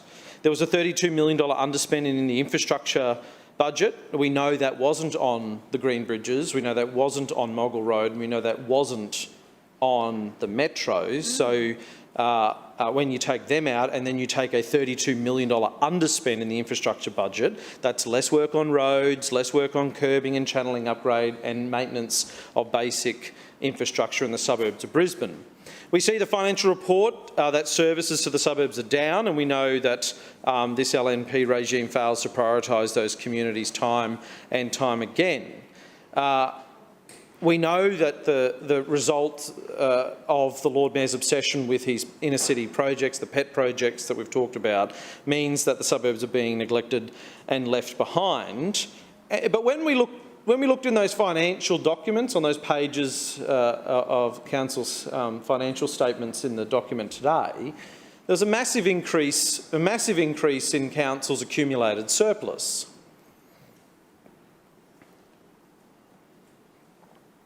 And you think that the Lord Mayor might have talked about that, because it should be a good thing, right? If the Lord Mayor's delivering a final budget review which says Council's accumulated surplus is up by $7 billion. So Council's bottom line's increased by $7 billion, apparently, because the administration has revalued Council's assets. So a $7 billion turnaround in Council's bottom line, apparently. So what we're seeing from the Lord Mayor and from Councillor Cunningham is voodoo accounting to make the financial position of Council look better than it is to the valuer, to come in and boost the value of our assets. I don't think the value of those broken, closed playgrounds over there in Bulimba, or those dodgy roads, or those potholed roads out in your ward, Councillor Kim, are increasing in value, not to the tune of $7 billion over 1 year. An accounting trick to try and shore up the dodgy financial position that this LNP regime has left the people of Brisbane in. Now, that's a massive turnaround, because also at the start of this budget year that we're debating now, at July last year, we saw expenditure in that budget propped up. The Lord Mayor said there was a record expenditure. That was propped up by the single highest write-down and depreciation on Council's assets that we have ever seen. So the expenditure of $4 billion didn't exist because this LNP regime was writing down over $1 billion in value on Council assets at the start of the year, and then by the end of the year, they were overvaluing them by another $7 billion, just to make sure that at the end of the year, the books sort of lined up. Point of order. Point of order, Councillor. Move for an extension. Second. It's moved for an extension by Councillor Collier and seconded by Councillor Strunk. All those in favour say aye. Aye. Those against no. The ayes have it. Councillor Cassidy. Thanks very much, Chair. So we know that $4 billion wasn't expended out in the community. We know that for sure, because when you are depreciating assets to the tune of whatever it was, $1.3 billion last financial year, that's not new projects. That is expenditure on the books. We get that. We understand that you have to account for that in the accounting standards that are imposed on Council. But don't go around claiming that you're spending $4 billion on infrastructure, because you are not. And then don't come in here and say everything's hunky-dory because you've got this accumulated surplus which is expanded by $7 billion, because that's not real either. What we're seeing is some very creative accounting by this Lord Mayor and his Finance Chair. Very creative accounting. And we also see, we've been raising concerns about the level of cash reserves that this council has, and they've been running down. And so, the debit function's not working on the card anymore for Councillor Cunningham, so the credit card's coming out. We also see the income off interest the council held in cash reserves is also declining. Cash is declining, income off interest is declining, but those finance costs on borrowing is going up. And gee, people wonder why their fees and charges are going up to astronomical levels, rates are going up, but you get the Lord Mayor standing up here today, and we're going to get a lecture off Councillor Cunningham, who apparently have some other narrative around the figures that are in black and white before us today, that apparently they know better. Apparently they know better. Well, God help us. when you get into the nitty-gritty of this report, it's a very grim picture for the people of Brisbane. The cash has dried up. The budget's being drained on those 3 inner-city projects. The suburbs are being neglected. We're going to be paying for that for a very long, long time, and the Lord Mayor's still not able to articulate what the future holds for Brisbane. I wonder why.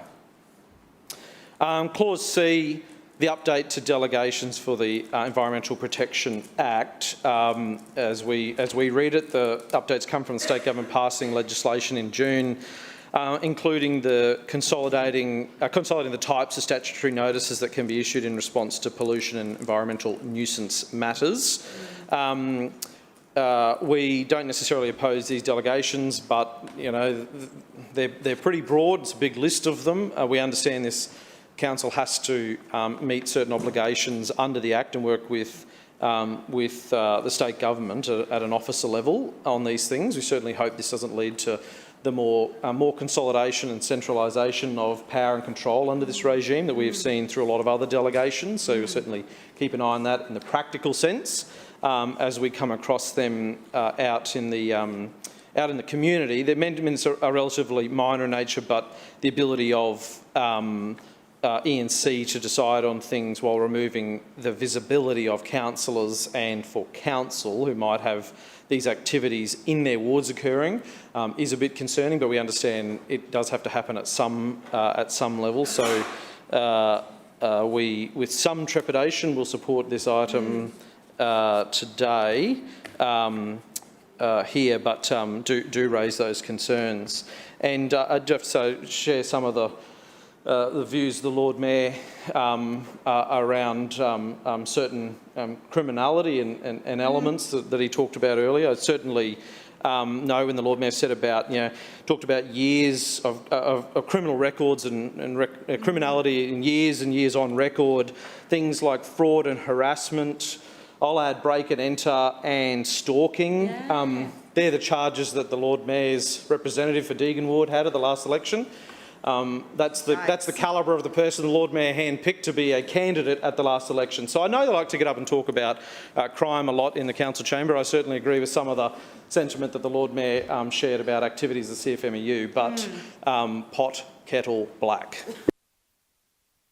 Any further speakers on A, B and C? Councillor Atwood. Thank you, Madam Chair. I rise to speak in support of item A, the Contracts and Tendering Report for July 2024. Included in this report are several contracts that relate to works that fall under the responsibility of the Community and Arts Committee. This Shrinner Council is serious about making Brisbane's lifestyle even better. We know that swimming and being in the pool is such a big part of our Brisbane lifestyle, and that's why we introduced the $2 summer dips, and we're excited to bring them back again. And I'm also excited to announce the rollout of our new Empowering Aquatic Centres initiative to support our local pools. This Shrinner Council is unashamedly focused on the suburbs, with 89% of this year's budget invested in our suburbs. And nowhere is that clearer than in this program, which will see upgrades to 21 pools across every corner of our city. Over the next year, we'll be delivering solar panels to Acacia Ridge, Sandgate, which Councillor Cassidy, I know you're very excited about, Mount Gravatt East, Yeronga, Bracken Ridge and Langlands pools. Heating pumps will be upgraded or replaced at Jindalee, Hibiscus, Acacia Ridge, Mount Gravatt East, Councillor Strunk, you're popular today, Dunlop, Ithaca, Newmarket, Parkinson, Runcorn, Spring Hill and Fortitude Valley pools.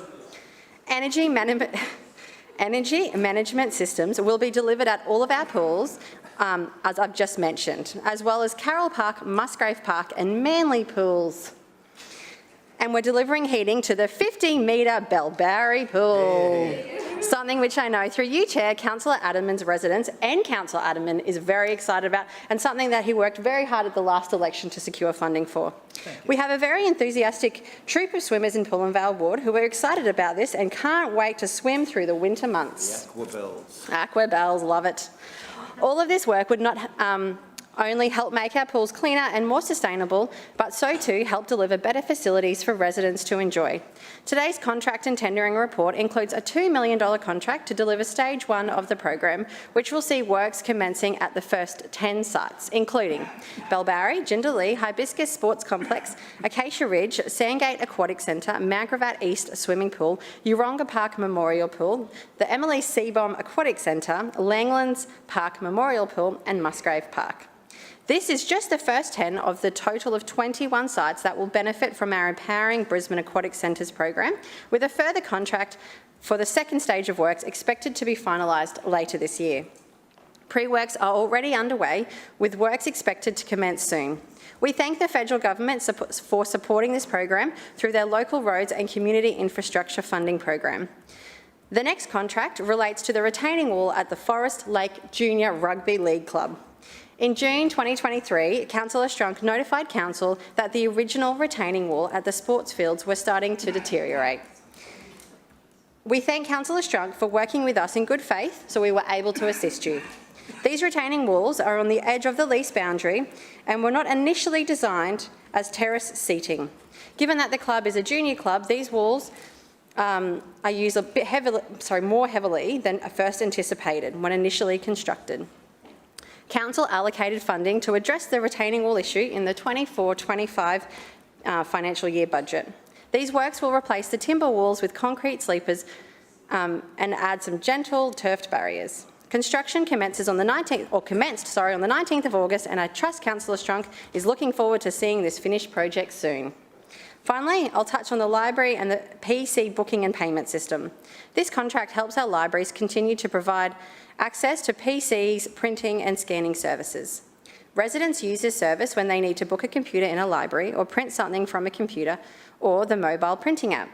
Envisionware delivered this previous contract, which expired on the 30th of June 2024 and was awarded the contract again for this new term of 3 + 2 years after being assessed as offering the best value for money.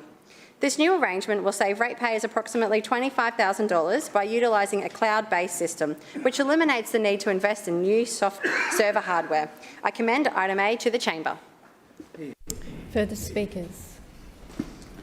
Councillor Johnston. Yes, Madam Chairman, I just ask that item A be taken seriatim for voting purposes, please. Thank you. Further speakers on A, B and C? Councillor Johnston. Yes, thank you, Madam Chairman. I had thought perhaps the Finance Chair would stand up and speak to the extraordinary financial disclosures in 2024, but I don't know, maybe she's waiting. Maybe she just can't read a speech until everybody's spoken. With respect to items A, B and C, with item C, I don't support the delegations. I have not supported any delegations made. The extraordinary extent to which councillors have ceded their authority to unelected council officers is inappropriate in my view. It is leading to bad decisions for Brisbane City Council and their residents, and the lack of accountability and transparency in this process is leading to detrimental outcomes for the community. So I've been a long proponent of not supporting delegations. In some cases there may be appropriate delegations, but unfortunately this administration has delegated everything away either to themselves, which is the worst part. So E&C retains enormous power, and then of course it's delegated to the CEO, who does not exercise that power. He further delegates it to more junior council officers. This is not a good system. Yes, there may be some appropriate instances where there is good reason, but that's not one of them. Now, with respect to the council financial results for the end of the year, it is extraordinary that somehow council has found an additional $7 billion. And as Councillor Cassidy has outlined, that's essentially, well, they're paper. They're paper transactions. They're not real transactions. this LNP administration has essentially, how do I describe it? This LNP administration has fancied up its books, fancied up the numbers, fluffed them up to make them look better than they actually are. Now, I agree actually with what Councillor Cassidy has said earlier here today. The problem with this is Council then use these books to borrow money, and they are misrepresenting the true state of Council's finances. And we can see what the true state of Council finances is. It's in an appalling situation. There is no money to fund basic repairs in the suburb. There is one local traffic calming project, for the whole city. These things only happen because the administration has no money to deliver. The really interesting part of all of this is next year's figures too, because Council's just gone and spent $2 billion or up almost $2 billion on a public transport project that it's giving away to the state government. So they're all assets on the balance sheet, or a big chunk of that's going to be assets on the balance sheet, that next year there's going to be huge figures again. What did they get in return for that? $75 million. So if you look at the way in which this administration runs these council books, I mean, you would put them up there with HIH or some of those dodgy mortgage companies in the US, because this is how they ran their books, by inflating these figures artificially so that they can borrow more money from the state government. Now, this does not help the residents of Brisbane, because the debt of this council is increasing every year. The interest on that debt is like, what, $4 million a week or something? It's a phenomenal amount of money that this council pays on interest. And now, simply to make the books look acceptable, they're inflating the value of council's assets. There is no way, and perhaps here's one question for Councillor Cunningham. $7 billion in asset valuations. Stand up and tell us the top 5 assets that have been revalued and what the amounts are. Stand up and tell us, just the top 5. What are they? What did they go from and what did they go to? Not a hard question. It should be an easy question to answer. It might be, I don't even know what it might be. It might be you've revalued the Museum of Brisbane or something. I have no, or City Hall. I don't know what it will be, but you should tell us. This is if it's all very straightforward and it's all very proper, stand up and tell us what the assets are. Councillor Johnston, your time has expired. Further questions on further debate on A, B and C. Councillor Hutton. Thank you, Chair. I rise to speak on item A and C. Firstly, I'd like to address some comments made by Councillor Cassidy in regards to the road pavement marking services contract. It's astonishing that the opposition here suffer from selective memory when it comes to council decisions. This arrangement actually went through council in October last year, well before the previous contract expired in June this year. So yet we are here and the opposition pretends it's some grand revelation that we have been doing this, and we have been doing this for some years. Today we are simply seeing the commencement of the new contract, nothing more and nothing less. There is a reality of contract supplement our internal road crew pavement marking teams need with specialist equipment and services. We use our internal crews to their maximum availability and before we engage contractors in that space. In relation to item C, the submission to update Council's delegation enabling our officers to continue to carry out our obligations under the State Government's Environmental Protection Act 1994. In 2022, the Department of Environment, Science and Innovation commissioned an independent review to assess the adequacy of powers and penalties within the Act. This review was prompted by significant ongoing odour nuisance issues in the Swanbank industrial area. As a result of these reviews, several legislative amendments were made to the Act, and today's item ensures that Council aligns its delegations with these changes. The updates are standard practice with compliance and regulatory services, such as considering written representation and issuing orders when necessary. In essence, our officers will continue doing the same work they've always done, but with an updated tool required by the state government. One of the key changes that the Lord Mayor acknowledged was the introduction of the Environmental Enforcement Order. Currently, Council has the authority to issue direction notices for environmental nuisance such as noise and pollution, as well as environmental protection orders in cases of multiple breaches of the condition outlined by the Environmental Authority. These orders mandate immediate corrective actions to prevent further environmental damage. Under this new legislation, these notices have been consolidated into one streamlined tool, the Environmental Enforcement Order. This new order can now be issued for all of the same offences, including securing compliance with an environmental authority, offering a more efficient approach to enforcing environmental standards. The thresholds for what constituted material and serious environmental harm have also been updated in the Act. The threshold for material environmental harm has been raised from $5,000 to $10,000. The threshold for serious environmental harm has been increased from $50,000 to $100,000. So this means that if an issue meets these thresholds, the state government will take over as the administering authority, leading the investigation and enforcement. Not surprisingly, these changes to the thresholds are more likely to result in an increase in matters remaining under our local government jurisdiction rather than being transferred to the state government's responsibility. I commend this item to the chamber. Further speakers on A, B or C? Councillor Cunningham. Thanks, Madam Chair. I rise on item B. These are indeed challenging times for local government in Queensland, and Brisbane City Council is no exception. You wouldn't know that, though, based on the commentary from those opposite today.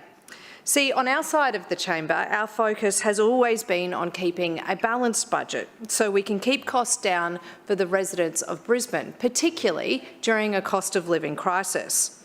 So you can do that one of two ways, Madam Chair. You can take the sensible approach and manage expenses carefully in an environment where cost of nearly everything has gone up in the past few years and be transparent about it. This is what we did, and the papers clearly set that out, Madam Chair. The alternative, as is seemingly the position of those opposite, is to ignore inflation, pretend it doesn't exist, and act as if scrapping a newsletter is going to fix everything, all the meanwhile making $3.5 billion of unfunded election commitments. Their budget black hole, should they have won the election, Madam Chair, could only have been filled by massive rate rises, the likes of which we haven't seen since they were in office last time. The reality is costs are going up, Madam Chair. The latest quarterly inflation numbers show that inflation has gone up over the past quarter to 3.8% nationally. The LGAQ's Council Cost Index says cost inflation in local government cost inputs to be 3.9% this financial year. So when costs are going up, you need to take a close look at your expenses to ensure that you can keep the price down for residents. Last financial year, we especially focused on this, making the sensible savings that we needed to do and being upfront and clear with residents about that prior to an election. The report before us, Madam Chair, sets out the success of this strategy. Cost of living relief delivered. Record levels of infrastructure delivered. But challenges do remain, Madam Chair, and we'll continue to advocate for our fair share of funding from other levels of government. The timing and the quantum of the financial assistance grants last financial year did have a material impact on Brisbane City Council. This grant is the main source of ongoing operating revenue from the federal government to councils. For a number of years, the federal government has made prepayments of this grant to council, but provided no notice of when that would happen. Last financial year, our allocation of funding was $46.7 million. We budgeted the best we could, noting previous prepayments, and assumed that we might get about $31 million. The actual funding received last financial year was just $2 million, with the latest grant payments not coming to councils until last month, which is the current financial year. These are not trivial matters. They have a real impact, and they absolutely influence council's ability to prepare and deliver a budget. Council has over $40 billion in assets, Madam Chair. We're required, under the accounting standards in Australia, to depreciate these assets over their useful lives. Therefore, we're required to annually review the replacement value and the term of the useful life of these assets. In the higher inflationary economic climate that has existed over the last 3 to 4 years, this has led to increases in the value of council's assets and, by extension, increase the depreciation council recognises annually. All of these revaluations are reviewed by internal accounting experts and, might I add, are provided to the Queensland Audit Office, who undertake a vigorous audit work of those calculations. Ultimately, both increases and decreases in the depreciation recognised by council year on year and during the year are just part and parcel of running a large government. Now, those on the opposite side of the chamber, Madam Chair, like to conjure up all kinds of scary images to describe the process. That is false, Madam Chair. It is scaremongering, and quite frankly, it's lazy. At the end of the financial year, Madam Chair, I leave you with this thought. All they have to talk about is non-cash accounting treatments and depreciation. Councillor Cunningham, your time has expired.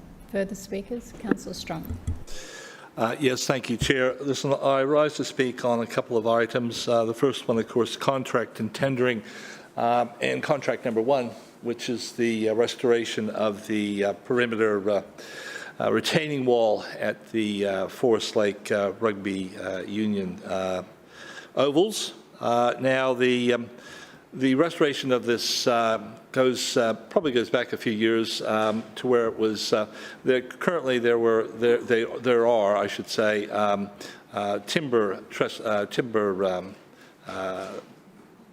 there's timber that is part of the retaining wall that has to be replaced with concrete, and there's hundreds of meters of this. Consequently, the size of the contract, of course, for $545,000 is quite substantial. Now, the club itself, of course, has been under a lot of stress over the last couple of years because of this issue, and they even asked for it to be taken out of the retaining wall, to be taken out of their lease back in 2023, in early 2023. The council decided that that wasn't going to happen with the new lease, which was really, it was going to bankrupt the club if they actually had to upgrade the retaining wall. I became aware of that, of course, after that was rejected from being excluded from the lease. And a number of other local residents and local community groups became aware of it as well, because they're a well-connected club, and they should, and they've been supported by a lot of, especially the Heritage Bank, the Heritage Community Bank in our suburb as well, which has been able to help them out from time to time as well. Anyways. Good news was that yes, I did make representations, but it wasn't just me. The club has been really good for advocating for this money that they don't have to be found elsewhere. And council in March of this year, they received a phone call saying that the cost of renewing the retaining wall was going to be covered by council, and you can imagine the relief that washed over the club, it's this retaining wall actually is also terraced, just to paint a little bit of a picture for people in the chamber. So it is used for a bit of seating as well, so it's important that it be retained, and it's important that council relented and offered to cover the cost. So I do appreciate council officers who listened and understood where the club was coming from. And of course, I'm very happy that that has come about. Now, in regards to the quarterly, or the final quarter of the of last year, I should say, I just basically, and I'm just talking in regards to the Lifestyle and Community Services program. I just have for what time I have remaining, I've just got a few questions in regards to the outcome in regards to revenue, expenses, and capital. The first one in expenses or revenue, the Lord Mayor has answered in regards to grants. That answered my question, which was good. I may not like how that, what the answer, I may not like the answer, right, but he did address that, so I won't cover that. But my question in regards to revenue is what was the breakdown of developer contributions that related to the city venue management strategy? I just want to have an understanding of that, and if the Lord Mayor can address that on summing up, that'd be good. In regards to expenses, what was the operating expenses? What specific operating expenses were reduced so that the budget, so that the capital expenditure, right, it was so that the expenses was moved into capital expenditure, basically. That's what it boils down to for community facilities. It just would really be nice to have some of that detail on these quarterly reports, because we're getting less and less detail as time goes on. We used to get a lot more, and we're getting a lot less now. Councillor Strunk, your time has expired. Any further speakers?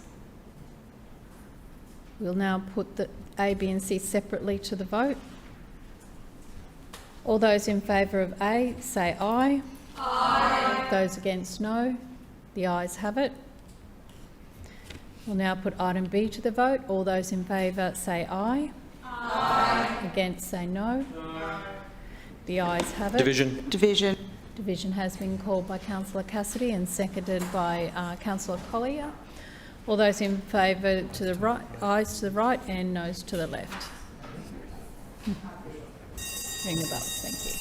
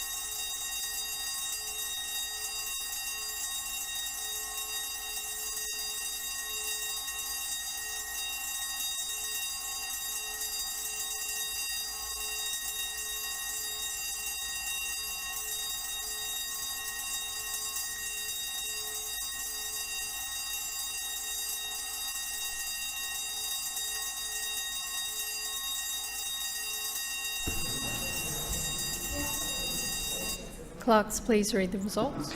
Madam Chair, the ayes have it, the voting being 15 in favour and 6 against. The motion is carried.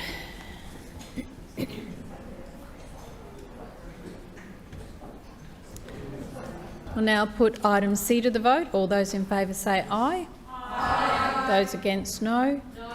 The ayes have it. Division. Division. Division has been called by Councillor Cassidy and seconded by Councillor Johnston. Councillors, ayes to my right and noes to my left. Please ring the bells.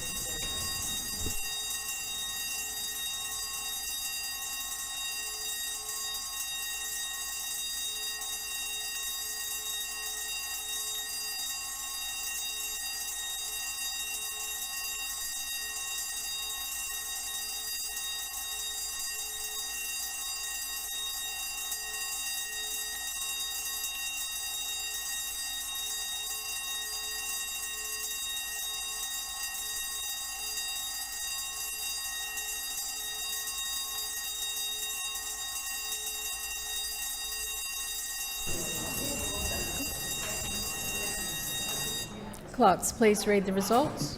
Madam Chair, the ayes have it, the voting being 15 in favour, 2 against and 4 abstentions. The motion is carried. Councillors, please return to your seats.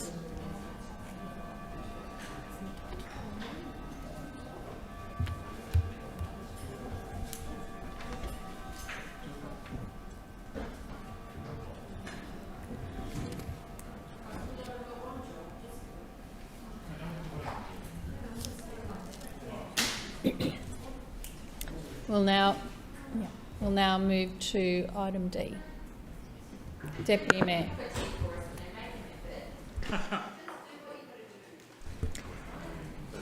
Thank you, Madam Chair. I'll do what I want to do. Sorry, and I'll Deputy speak to Mayor. item D. Sorry, Councillor Johnston. Please don't call out to Point other of order, councillors Madam Chairman. across the chamber, and refrain from doing that while I'm speaking, please. There's Point no of need order. to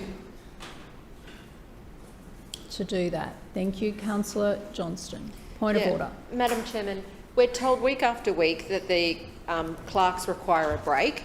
Therefore, afternoon tea is moved regularly at 3 p.m. In addition to this, as a matter of courtesy, the attendants make an effort to make a cup of tea for everybody, which will leave it out there going cold. It is disrespectful to them. And, Madam Chairman, I'm happy to push through, but you and the LNP are the one that says we must take these breaks because it's required by the officers. Thank you, Councillor Johnston. So is it or not? It is not actually in the meeting's local law when we have afternoon tea, and many times you have spoken past 3 o'clock while we waited for afternoon tea, and it'll be when it's called. Thank you. I do not uphold your point of order. Deputy Mayor. Thank you, Madam Chair. I stand to speak briefly about item D, the resignation of the trusteeship of 55 and 65 Ferry Street, Sherwood.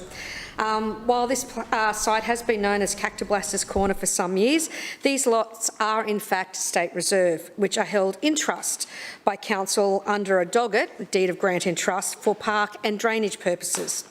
As you are no doubt aware, Madam Chair, this riverbank suffered a severe landslip during the 2022 flood event, perhaps the worst riverine landslip we have ever seen on land under Council's control. The site was quickly made safe while we undertook a geotechnical investigation and scoped potential solutions with disaster recovery funding from the QRA. Fortunately, this work has revealed there is no immediate risk to the private property as the result of the landslip. However, it does represent a real challenge from both an engineering perspective and a land tenure perspective. What has been identified is that any works to reinstate the riverbank to its pre-2022 position would be incredibly complex and would be far beyond the $17 million approved by the QRA. Given we are talking about works below the high water mark, which is entirely the realm of the state government, it is important to remember that we are not talking about council-owned land. We are handing this trusteeship back. What our geotechnical survey also identified was that the landslip in 2022 was actually caused by a previously undetected ancient landslip, which would have occurred long before this land came into Council's trusteeship. So this is something we inherited that we could not have prevented, and it's also something that is not within our ability to rectify. This left us in a position where, because of the failure of the site, the landslip of the site, the trustee of the land cannot possibly fulfil its trust purposes under the Land Act for park or drainage purposes. As the local council has pointed out many times in this place, it certainly can't serve its purpose as a park in its current state. So this item before us gives effect to our trustee duties under the Land Act. We are saying to the state government that this is because of circumstances outside of our control. It is no longer within our ability to fulfil our duties as trustee, and the most appropriate course of action, therefore, is to resign our trusteeship and hand control back to the state government, and I commend this item to the chamber. Point of order, Chair. Point of order, Councillor Dixon. Chair, I move that Council now adjourn for afternoon tea for 15 minutes, which commences only when all councillors have vacated the chamber and the doors have been locked. Seconded. Has been moved by Councillor Dixon and seconded by Councillor Givney that the meeting adjourn for a period of 15 minutes, which commences only when all councillors have vacated the chamber and the doors have been locked. All those in favour say aye. Aye. To the contrary, no. The ayes have it. The meeting will be adjourned when all councillors have left the chamber.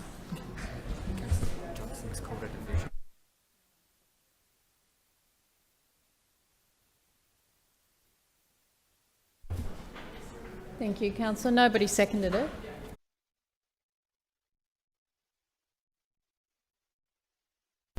Further speakers on item D.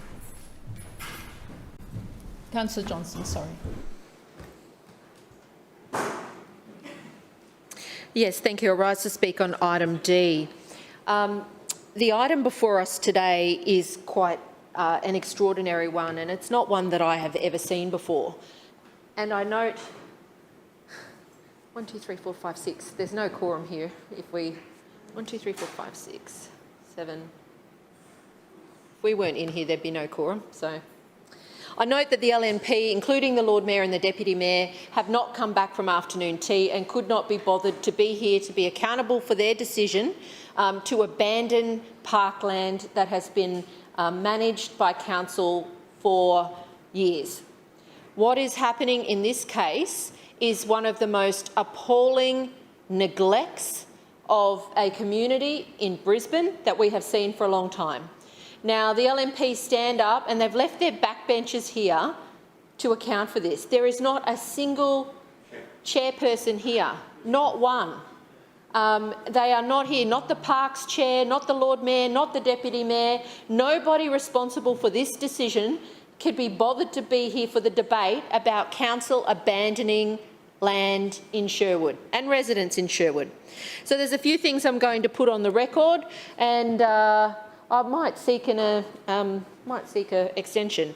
But the first thing I will say, on the 28th of November, Councillor Andrew Wines, the Infrastructure Chair, stood up in this place and said the reason that the council wasn't funding Cactoblastis Corner, this is after cutting millions of dollars in the budget cuts last year, was the state government had not allocated funding for the repairs. Now, we know that Councillor Wines was dishonest, blatantly dishonest in those statements, and I table the letter from the Queensland Reconstruction Authority which confirms that the QRA in April 2023 approved, as Councillor Adams has said here today, $17 million for repairs for Cactoblastis Corner. The Major General Jake Elwood, the CEO, put that in writing, and I've tabled that again in this place. Councillor Wines' dishonesty is now laid bare for everyone. The upshot of what happens today, and the Lord Mayor, of course, his dishonesty. He stood up in this place after the floods and promised Brisbane within 2 years he would fix flood-damaged assets. Now, this is a park that is under council's control. Other than what Councillor Adams would say, if there's a problem at South Bank, are we just going to abandon South Bank? Many parks right across Brisbane are held in trust with the land owned by the state government and the land managed by council. This is not an unusual circumstance. What is unusual is that Brisbane City Council is abandoning the Sherwood residents who have been deeply traumatised by this major landslip, and in a cowardly move are ditching this project back to the state government. Now, we know that there has been no consultation with the Queensland state government about this. In the council files, the only people who've been consulted are City Legal, CPO, the City Assets in News, Council Communications team have been consulted, the comms team at Council have been consulted, and the CFO has been consulted. I wasn't consulted as the local councillor. So this is a cowardly political act. It has been done despite the fact that the QRA has approved $17 million. It has been done despite the fact that the state and the other agencies involved have wanted to fix this park, and it hasn't happened. Council's Make Safe works are ag pipe running over land for all the houses that had the sewer, the water and the stormwater broken by the landslip, and the main, it's ag pipe running over the land. It is catastrophically damaged, and it is continuing to cause damage to the adjoining property boundaries. Council has let residents down. Now, this is in direct contrast to Council's actions in Kedron Brook on the north side of the city in an LNP ward. In Kedron Brook, a state government creek, same issue. It's a creek owned by the state government. The LNP have spent millions of dollars. They did it within 1 year. They spent millions of dollars fixing Kedron Brook because it was a political benefit to them. Instead of doing the right thing and fixing this land that was damaged, not of Council's fault, but because of natural disaster, their cowardly act leaves this land without a future, and that is an appalling decision by the LNP. Councillor Johnson, your time has expired. Further speakers on item D, please. Point of order, Councillor Cassidy. Given extraordinary local circumstances, I move for an extension for Councillor Johnson. It's been moved for an extension by Councillor Cassidy and seconded by Councillor Collier. For an extension, all those in favour say aye. Aye. Those against, no. No. The noes have it. Further speakers. Councillor Cassidy. Thank you, Chair. I rise to speak on this item and had a few notes written down, but was a bit perplexed because, not being in my area, not directly familiar with this park. I am familiar with parks that Council holds in trust that are state government land for certain purposes, for sport and recreation, for park purposes as well. And I would be outraged if any of those were surrendered to the state government and lost to the people that would probably, in this circumstance and those circumstances, have no access to that. So what we've heard from the local councillor, Councillor Johnson, who has also looked at the file and seen the consultation that has occurred within council about this. In my inquiries at a state government level, I found out that, to the best of my knowledge, the Minister, the Minister's office and the local state MP's office were not contacted by council. Maybe at some officer level, some inquiries were made ahead of this. Not sure. Maybe this is maybe it's a negotiating tactic of the administration to seek more than the $17 million that was allocated for remediation works at this site. Maybe not. Doesn't sound like that from what the Deputy Mayor said in her opening remarks. But to simply, without any consultation, negotiation, discussion with the state government about what will be required of council as trustee holding this land for the purposes of park and drainage, I believe, without any discussion, it does seem quite strange that council's first move in this sense, after assessing that they didn't have enough money allocated to carry out the works required, would to just give up the trusteeship entirely, surrender it without so much as a boo out of the administration to the state government, to the owner of the land. We've seen time and time again, this is another example, it feels like it's every single week, Chair, that we have a situation where the council has a responsibility and the trusteeship placed on council a responsibility to maintain this land for the purposes of park and drainage infrastructure, that they have a responsibility and they seek to no longer have that responsibility.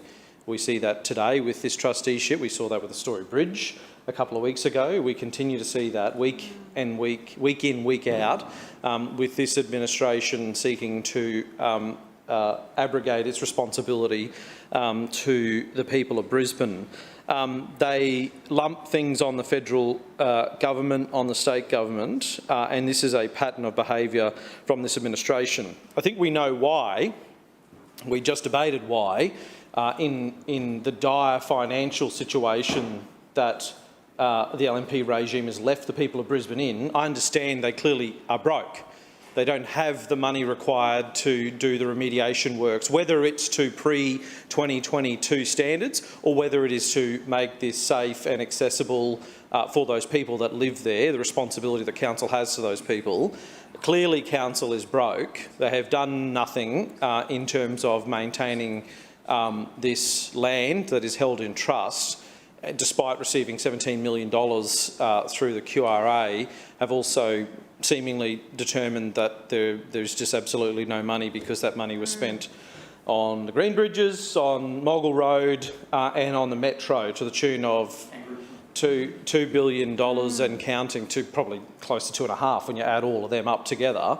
And councils had to now revalue $7 billion worth of assets. I imagine, well, I guess this one was held in trust. It wouldn't have been included in the revaluation. But given the state of affairs at this location, again begs the question: what is council revaluing? If this is the condition of which they are leaving parks and drainage assets for the people of Brisbane, of which they are supposed to be working for, this is your job. You're entrusted with this trusteeship to maintain this land for the purposes of a park and drainage. And when it got a little too hard, despite receiving $17 million from the QRA, you just went, oh, bugger it. We won't do it. We'll just give it back. Don't tell anyone. Just resign it and give it back because it was all too hard. We can, maybe this is what we'll see with the Story Bridge as well. They're just going to resign that.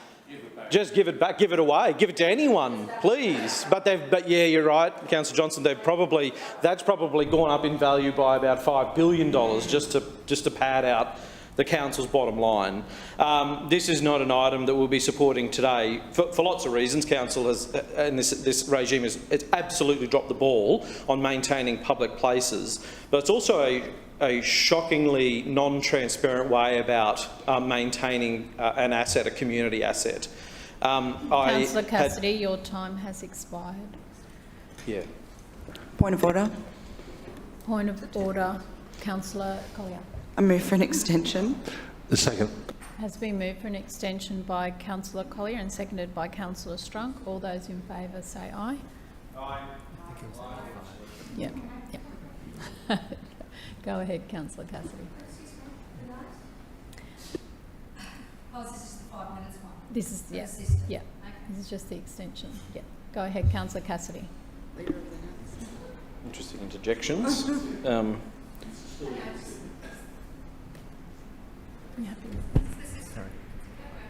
Yeah, it was only 5 minutes, Councillor. That was 5 minutes. Yeah, this is ENC, so I do get 10. That didn't reset. Yep. So you can continue without the extension. It's very difficult for us week in, week out to understand the new rules in here. Unfortunately, they seem to do change a lot. But what?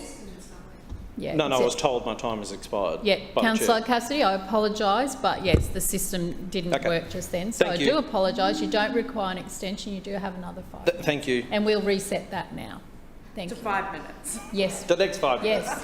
Thank you very much. Yeah. Second I get 5. that. I get that You're now. So the point, I've had the reason, a certain reason to go through council's code of conduct recently and to check some things out, to make some inquiries about certain behaviours of certain people.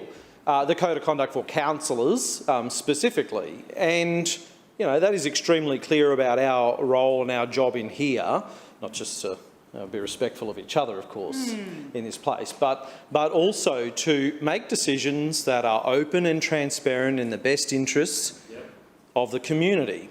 What's open and transparent about an item coming to council with no forewarning of the local councillor, of the community of which this is affecting, of the government that they are seeking to hand this land back to, of the QRA who has allocated $17 million to this project? None of them know about it. The LNP regime knows about it, but they're the only ones. So where is that? How does that line up with openness and transparency and accountability around a decision-making process, especially when we have a chair who's deliberately absented themselves from this debate, the Councillor Johnston said, gave knowingly false and misleading information about this project just a few months ago?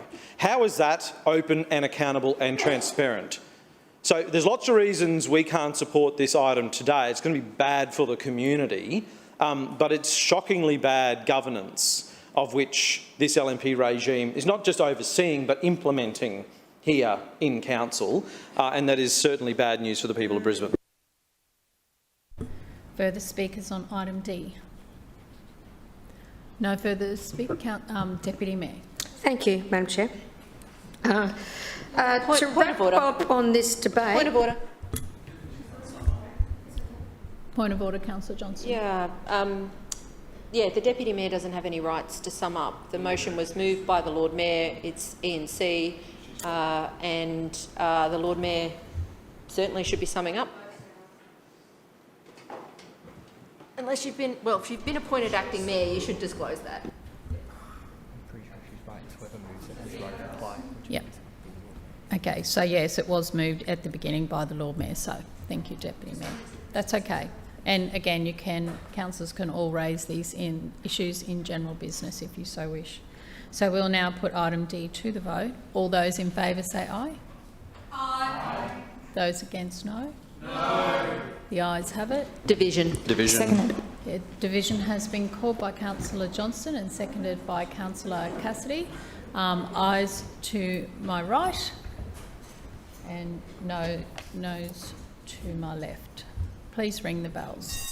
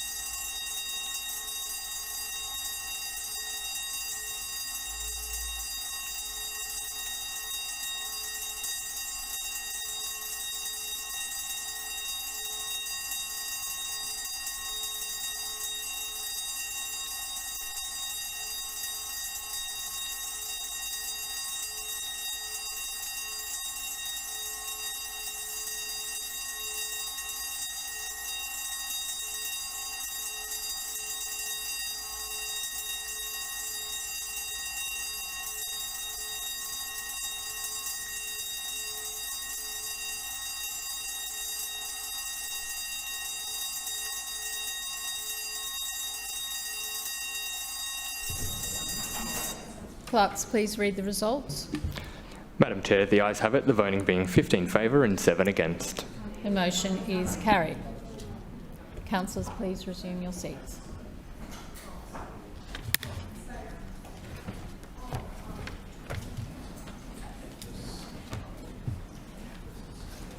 Economic Development, Nighttime Economy and the Brisbane 2032 Olympic and Paralympic Games Committee. Thank you, Madam Chair. I move that the report of the Economic Development, Nighttime Economy and the Brisbane 2032 Olympic and Paralympic Games Committee meeting held on Tuesday the 20th of August 2024 be adopted. Seconded. It has been moved by the Deputy Mayor and seconded by Councillor Adderman that the report of the Economic Development, Nighttime Economy in the Brisbane 2032 Olympic and Paralympic Games Committee meeting dated Tuesday 20th of August 2024 be adopted. Deputy Mayor. Lost track of it was on or not. Thank you, Madam Chair. And before I actually get to the report, there's a lot happening this week, and obviously with the absence of Councillor Howard, I have to mention everything that's going on this week. Obviously, it is a huge week for the creatives in our city, which, yes, sometimes comes into Councillor Howard's portfolio, but this week the economic development aspect of those events are absolutely astronomical. So the Brisbane Fashion Festival goes from strength to strength. I'm pretty sure Lindsay told me it was sold out like 2 months ago for the tickets, and they've doubled the numbers of shows this year so they can get people through and seeing the spectacular local fashion. So that is a fantastic boon for our city's traders, if people come in early and people go out for dinner afterwards, depending on the time of the show they go to. Then on Friday, as the Lord Mayor said, the Dress to Express is becoming a very popular march for women to support aspects of domestic violence, but also to show off their best clothes as well after having 3 nights of inspiration. Friday night is the launch of the spectacular Jean-Paul Gaultier Freak Show, which starts in the South Bank Piazza, a first in the world brought to us by the Brisbane Festival and the wonderful Louise Bassina. It is going to be a spectacular event, and I urge everybody to spread the word with their communities to come and see the show. It's on for the duration of the Brisbane Festival, and then of course I could spend all night going through the book this thick on what's on Brisbane Festival, but the light weaving displays, the light shows in the Botanic Gardens. We've also got, obviously, Briefs are still on at Powerhouse. There's some spectacular shows, dance shows, cabaret, anything that suits your style in Brisbane Festival. But of course, with the opening of Queen's Wharf this week, we have River Fire on Saturday night. Nights are going to blur, aren't they? On Saturday night, which is going to be, with the weather that's coming after 34 degrees on Saturday, it'll be a great night for everyone to gather around the river on the cool of the water near South Bank to watch that spectacular flyovers and fireworks show. And that is just in the next 5 days. The next 3 weeks are going to be time for everybody to get matchsticks in their eyes and get out and about. And don't forget, in your local suburbs, you've got the street serenade. So they're coming to a street near you. Make sure you share them with the community. There's plenty out at Sunpack. There's plenty out around the communities. The Brisbane Festival really has something for everybody. And as it goes into 1 week of the school holidays, that also includes what they have for the children's program through the first week of the school holidays as well. The Business Hub this week is as busy as ever. They are still trying to get comfortable in their new digs down there, so don't forget to share with everybody that they have moved, and there is plenty of space there for you to drop in, grab a coffee, find a mentor, network, or see what workshops or events are on as well. Last week in our committee presentation, we did the Youth Legacy Networking event, which I very sadly was not there for this year for the second event. Thank you, Madam Chair, in stepping in my shoes as another former teacher. I know it's a passion of yours to work with the young people. This was an idea from a student of mine who was in Lamayak and thought it would be a great idea to set up a World Cafe TEDx talk with the young people around the Olympics and the opportunities. And Henry did an amazing job last year in emceeing and getting it together. This year he ran the committee and got all the kids that were involved, who ran a fantastic few hours here in City Hall, from the relay baton speeches and debates to the quick 3 minutes to the World Cafe. Some of their ideas were absolutely amazing, and we will be making sure that all of that is fed into our own City of Brisbane legacy engagement. So we are having the voices of the young people that will be delivering, maybe competing, maybe performing, or maybe just volunteering in 2032, because they're all part of what is so important about the 2032 and the 2042 legacy for the Olympics. Thank you, Madam Chair. Thank you, Deputy Mayor. Are there any further speakers? We'll now put it to the vote. All those in favour say aye. Aye. Those against, no. The ayes have it. Councillor Parry, Transport Committee. Thank you, Madam Chair. I move that the report of the Transport Committee meeting held on Tuesday, 20th of August 2024 be adopted. Seconded. It has been moved by Councillor Parry and I think seconded by Councillor Toomey that the report of the Transport Committee meeting dated Tuesday the 20th of August 2024 be adopted. Councillor Parry. Thank you, Madam Chair, and thank you, team, for the support. Last week, the Transport Committee received an update on our active transport infrastructure program and some of the completed projects and the projects that are currently underway. As part of this Schrinner Council's commitment to keeping Brisbane moving, we are encouraging more people in the city to adopt active transport modes. Along with our Bridges program, our active transport infrastructure program is helping to provide safe and connected routes for residents who walk, ride and scoot. In the past 4 years alone, we have invested more than $390 million in active transport infrastructure across Brisbane. A number of suburban projects have recently been completed, as the committee learned last week. On my side of town in the north, the Huera Court pedestrian bridge replacement in Aspley was completed last month, repairing damage caused by the 2022 flood event. New, stronger foundations and a wider 4.3 metre wide pedestrian bridge structure and paths were installed to reconnect Huera Court to the Little Cabbage Creek bikeway. Work has also recently finished the Coringal Drive pedestrian bridge replacement in Jindalee. This key connection was also damaged in the 2022 flood event. The project delivered a new, more resilient bridge over Jindalee Creek, where a 3.6 metre wide shared path connects Coringal Drive to the Centenary Highway bikeway. We are also looking at new, more cost-effective ways to roll out active transport lanes and alongside our existing maintenance. And what this sort of involves is, where a road is already wide enough and due for resurfacing, we're taking the opportunity to upgrade the bike lanes at the same time. We've recently trialled this approach on Junction Road in the east, and we've now started work on upgrades to Rainbow Street in Sandgate. Once complete, the road will not only be smoother thanks to resurfacing, but there will be bike lane enhancements between Curlew Street and Palm Avenue. Work is almost done, and it's a great example of how we can deliver value for money safety improvements for all road users by separating cyclists and vehicles. I'll leave further debate to the chamber. Any further speakers? Councillor Hutton. Thank you, Madam Chair, and I will just speak very briefly about the Crinkle Drive Bridge, and I really want to say a thanks to Councillor Parry, Councillor Murphy and the entire team who were able to deliver that project. As the community has enjoyed it over the past couple of weeks, it has been an enormous upgrade to our community, and we really have built back better. So I really want to say thank you to all the officers who have supported us in making this bridge possible, and yeah, thank you to the Chair. Thank you. Any further speakers? Councillor Cassidy. Thanks very much, Chair. Just rise to speak on the active transport update that the committee received, and note that I think at the last 2 or 3 committee meetings, as reported by Councillor Collier, the bike lane enhancements, I guess, on Rainbow Street have been talked about. And again, we hear from the acting chair today as an example of council's investment in and work on improving active transport across the city. And it is a great project. It's a very small project.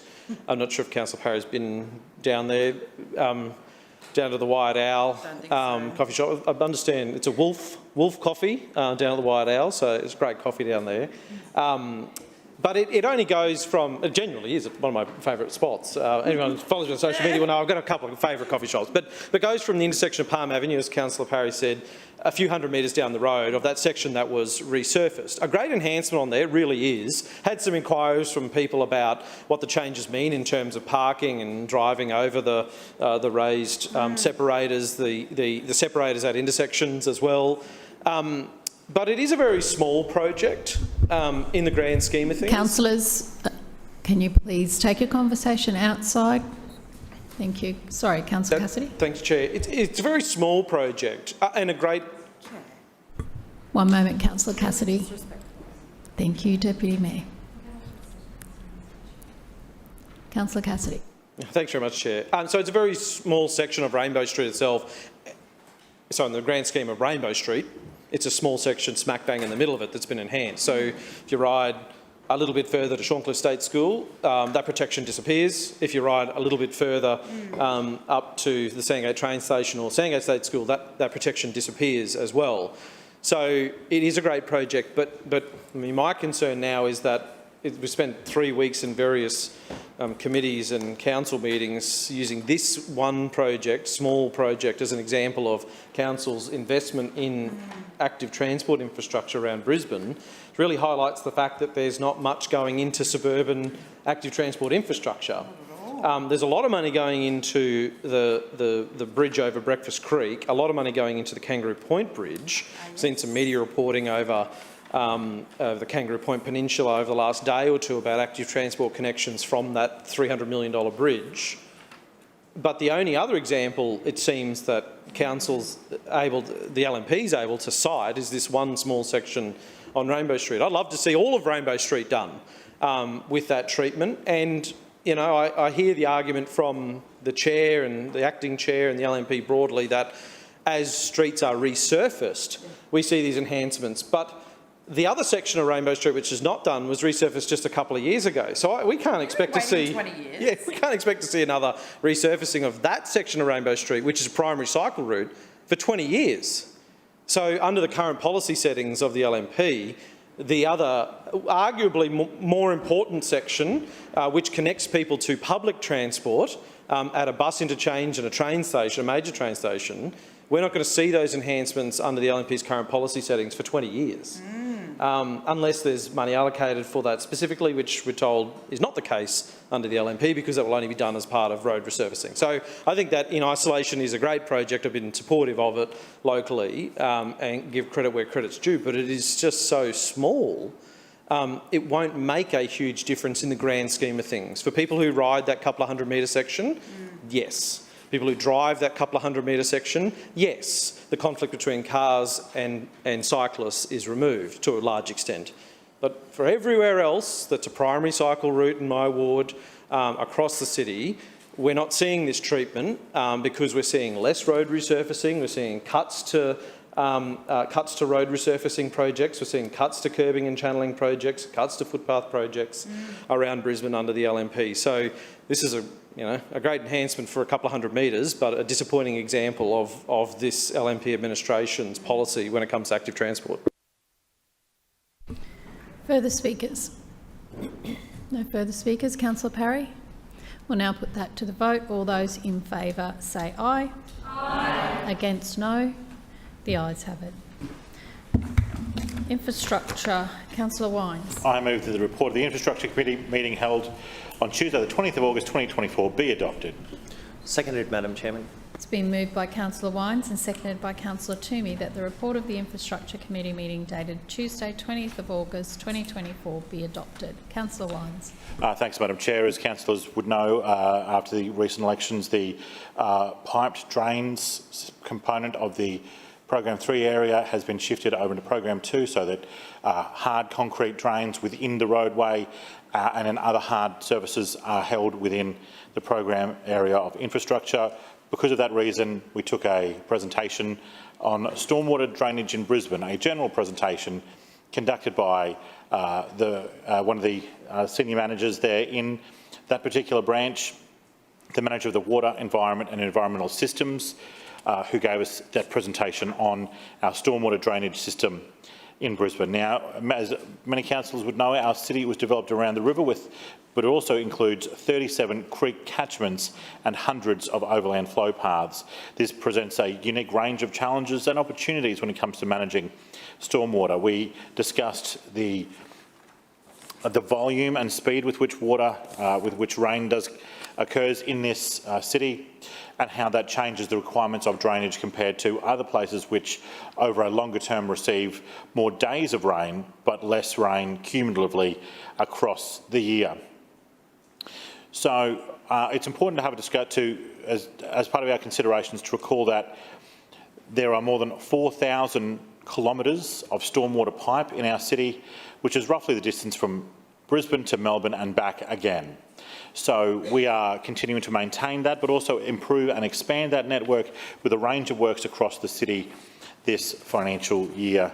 There were 5 petitions considered at that meeting on a range of issues relevant to the committee with a range of outcomes, and I look forward to the contributions of the local councillors in response and in relation to those. Thank you, Chair. Are there any further speakers? Councillor Strunk. Thank you, Madam Chair. Listen, first, can I ask that item B, E and F be made seri item for voting purposes? Is that B, E and F together, separate from C and D? E and F combined for voting purposes. Thank you. B, E and F. So, point of order, Madam Chair. Point of order, Councillor Wines. B, E for elephant, B, E. and F. Yeah, thank you. And so A, B and C. This is just for voting. Thank you. Yeah. Thank you, Chair.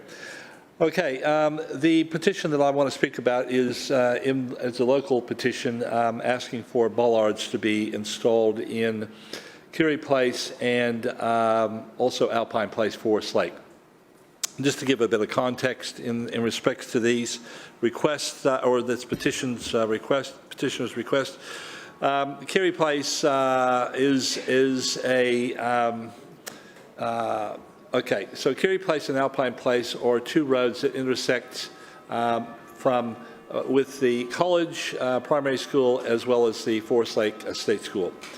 For a number of years, we've had issues in regards to Keary Place parents, and either dropping off, but mostly picking up their kids on the Keary Place side of the school. That leads into the main gate, by the way, or have been parking on green grassy verges, quite large grassy verges that big enough for a big 4-wheel drive to park on. on a turnaround, basically. For we have a drop-off, a loading zone where kids can be dropped off that will handle around about 10 or 12 cars at a time, and then there's the roundabout or the turnaround to come back out. And what parents have been doing, not all parents, of course, but too many, have been using that grassy verge to wait for the kids to be picked up. Or I've been parking there to drop their kids off because they're under a certain age. So the school's been asking for bollards to be installed here. Now, this school and the college have not been asking really for the bollards on the other side, Alpine Place, to be installed. Right. So it's really the Carey Place side of the school that it's being asked for, and I think it's important that council officers realise that the only way to modify the behaviour, and police have been trying to do it as well over the years, with large fines and direction. The only way you're going to do that is to make it that space not available for them to put their car up on. And so henceforth is why the bollards was the remedy that is needed in order to bring it into a safe nature. So I'm not supporting this petition simply because the school has asked for. I'm not supporting the council's response, basically because it's not going to address the problem that we actually have in Carey Place. And I think it's important that we do that, even though it's captured over in the petition in Alpine Place as well. But I think it's important that this last correction to the original design of the drop-off and pickup is implemented, and to bring that area into a safe place. Thank you, Chair. Thank you. Any further speakers? No further speakers. Councillor Wines. Thanks to Councillor Strunk for his contribution to the debate. Just for other councillors understanding, Carey Place and Alpine Place are on the, I suppose, reverse or the behind two local schools, Forest Lake State School and St John's Anglican College. As Councillor Strunk identified, there's a number of parking issues on Carey Place. The request was for bollards. However, bollards were viewed to be outside of a range of options that would be effective in that location. There was a view that they would limit the ability of other motor vehicles outside of school pickup time to use that cul-de-sac appropriately. There was also some concerns around subterranean services as well. However, I did make a verbal undertaking to Councillor Strunk in the committee meeting that we would review the cul-de-sac and see if there were any options that would respond appropriately to the concerns of the community in that place. We'll now put A, C and D to the vote. All those in favour say aye. Aye. Those against, no. The ayes have it. We'll now put B, E and, sorry, they're carried. B, E and F to the vote. All those in favour say aye. Aye. Those against, no. No. The ayes have it. Division. Division. Division has been called by Councillor Cassidy and seconded by Councillor Collier. Councillors, ayes to my right and noes to my left, please ring the bells.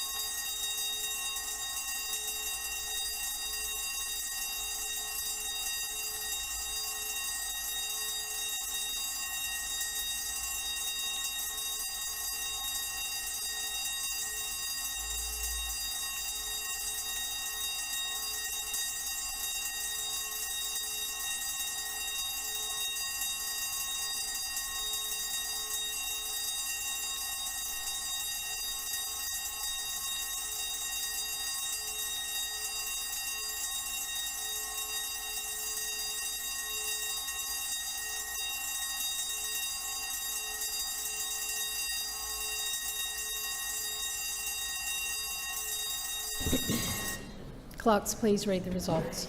Madam Chair, the ayes have it, the voting being 15 in favour, 4 against and 1 abstention. The motions are carried. Councillors, please resume your seats.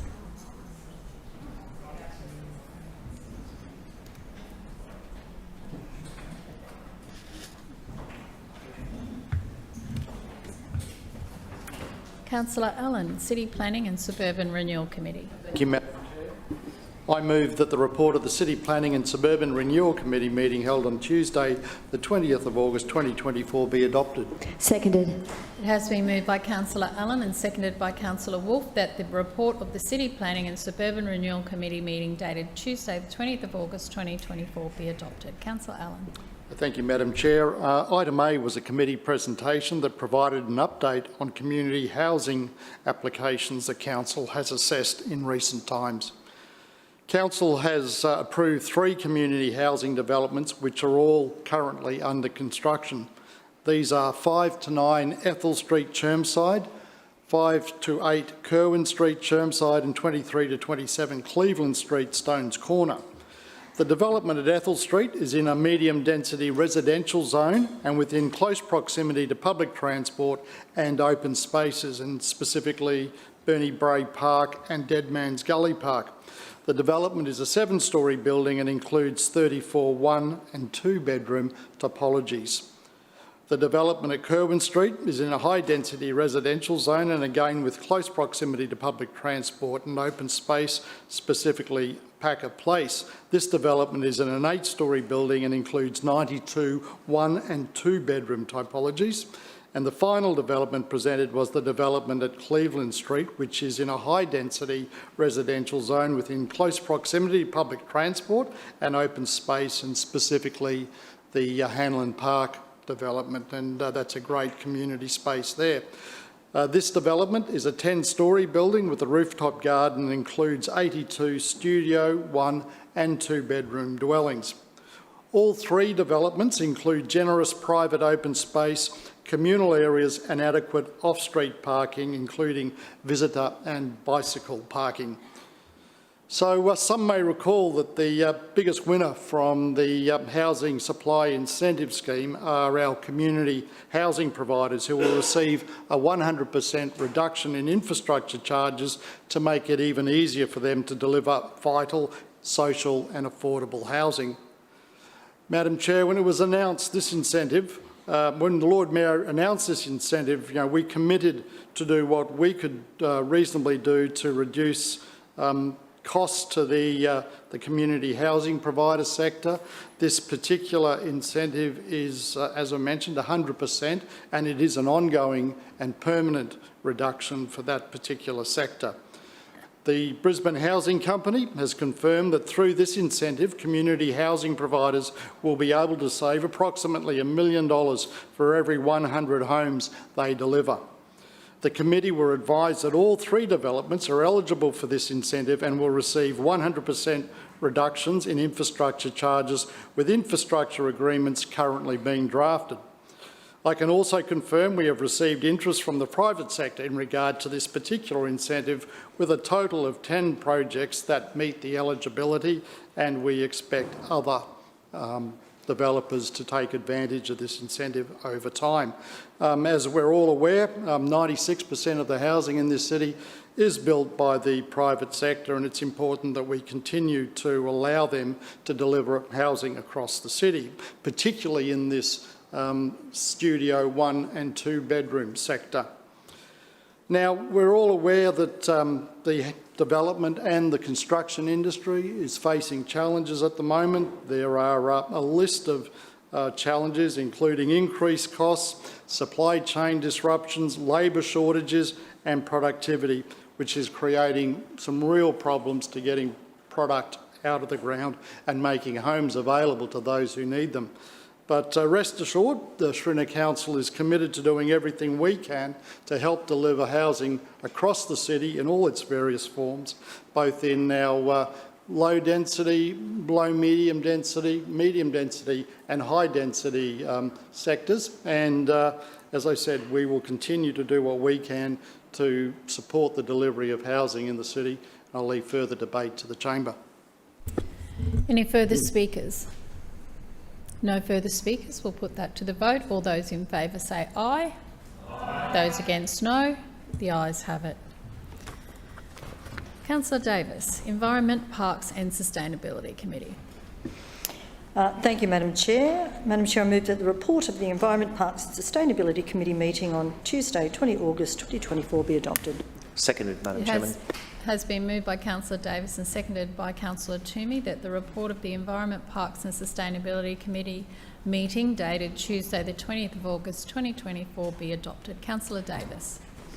Thank you, Madam Chair. Before I get to my report, in response to some matters that were raised during item D of the E&C report, I can advise that the Department of Resources was advised last week that we'd be considering a submission today to resign the trusteeship of the land held at those two blocks in Sherwood, and that should we resolve to resign that trusteeship during the council meeting, that would be in contact with them to commence this process. That was done via phone call with a follow-up email. I can also advise that a telephone call was made to the QRA to advise them also. Madam Chair, last week's committee presentation was on the Koala Research Partnerships Program. In 2018, Council commenced the Koala Research Partnerships Program to work with leading experts to tackle threats to koalas in Brisbane. There are 4 key objectives of the program, and these focus on improving Council's understanding of disease in Brisbane's koala populations, improving Council's understanding of koala population dispersal, recovering the koala population at Belmont Hills Bushland, Carindale, and of course re-establishing a koala population at Pooh Corner in Wacoal Reserve. Council recently entered into a new partnership with UQ to continue the re-establishment of koalas into Pooh Corner, which was very exciting. Pooh Corner, along with Wacoal Bushlands, were purchased through the Bushland Acquisition Program. The reserve is around 130 hectares in size and is almost entirely covered with high-quality koala habitat, which is why it was identified as an ideal location for koala re-establishment. Over the next 2 years, the program will continue to monitor released koalas, including monitoring the health, survival and dispersal of young koalas that are weaned during the program. There will also be a reassessment of the carrying capacity estimate of the reserve, whilst obtaining the requisite permissions to release further suitable koalas into Pooh Corner. The research team have found that the relocated koalas have fared very well in the reserve based on a combination of observations and radio tracking data. The koalas appear healthy and have been observed to change trees frequently, which demonstrates very strong climbing abilities. Records also show that the koalas have not travelled far from their release location, indicating they have successfully established home ranges within the reserve. Throughout the project, 14 koalas have been released and 3 joeys have been born, taking the total population to 17. The research team anticipates the birth of more joeys during the breeding season towards the end of 2024. But last week, researchers were excited to find that Matilda, who was one of the first koalas released under the program, had just recently given birth to a joey. Little one has been named Waltz, so now Waltz and Matilda call Pooh Corner home. Council has also formed a partnership with the Queensland University of Technology to support the registration of a vaccine to treat koala chlamydia. The registration of this vaccine will enable its implementation across wildlife hospitals, care organisations and vets involved in treating koala. Madam Chair, the Koala Research Partnerships Program is a clear demonstration that koala population recovery is possible. I'm looking forward to our ongoing work with UQ to advance a sustainable and resilient koala population here in Brisbane and ensure we continue to hold the mantle as the koala capital of the world. It was a very informative presentation, and with those few remarks, I'll leave further debate to the chamber. Thank you, Madam Chair. Thank you. Any further speakers? Councillor Griffiths. Yes, thanks, Madam Chair. And I rise for Councillor Davis' speech, and it was a very interesting presentation and certainly one that we supported. I suppose there was a few, it was quite a detailed presentation, and I certainly enjoyed it. And it was interesting to hear the universities that are involved. One of the issues that I raised was going to Wacol, making sure we didn't repeat what we'd repeated at Whites Hill, which is not putting up fencing and not ensuring that koalas were walking onto the road and getting killed. Because a number of the koalas that are being relocated to the site at Wacol are actually coming from Whites Hill. They're koalas that have been hit, they're koalas that have been injured, and they're getting a new life out at Wacol. And I know that was a bit of an issue last year in terms of fencing along Boundary Road, and council eventually got some research done and got research to back up the fencing that went in, and that seems to work to a degree, which I think for me as a councillor who's very interested in this issue, I find that we have followed some research rather than a good idea or we think it looks good or whatever. So to have the research backing up what we do is really important. And I would request that research happens when we do other projects. I know in my ward there's going to be an underpass under Toohey Road that the federal government's funding, and it's a significant underpass. And what I have said to the administration and certainly to council officers is, can we make sure we're backing up the idea, the concept that we're doing here with this underpass with properly researched infrastructure along the road, so we're diverting the wildlife away from the roads. Not you would think a common sense thing to say, but I think it does need to be said. In terms of the research we're doing, I think it's really good we're leading the way, and I think it's really good we want to be the koala capital of Australia. And I would hope that we're publishing and sharing that research. I know when I've been involved with other national parks or national parks that are overseas, some of the research that they're doing in those national parks overseas, or for where you've got an urban environment meeting a wild environment, there's a lot of overlap with what we're doing and what is happening overseas. An example of that I'd give the Chamber is Yosemite National Park, where they have brown bears in the national park, and they have the brown bears at the interface of people. And they have done a lot of research in terms of how do you manage those brown bears, how do you manage traffic, how do you manage conflict. And I think it would be really interesting for us to step outside our little Brisbane focus and actually look internationally at some of the opportunities and research about what is happening, because I think some of the stuff we're doing is really leading, and we've got the opportunity of sharing that with other urban cities, other urban landscapes where there is a lot of wildlife in it. Just want to finish up by saying I think I congratulate the council for bringing this this research along. It was very interesting and appreciated the update. Thank you. Further speakers, Councillor Hutton. Thank you, Madam Chair, and I will not miss the opportunity to talk about the great work that is happening at Poo Corner at Wacol. I do want to say a big thank you to UQ and the researchers who do a phenomenal job. And I think I've met with Dr. Sean Fitzgibbon on a number of occasions, and the passion that he has for koalas is infectious, and he is just so passionate about the work they're doing. And I understand that they are doing lots of collaborations.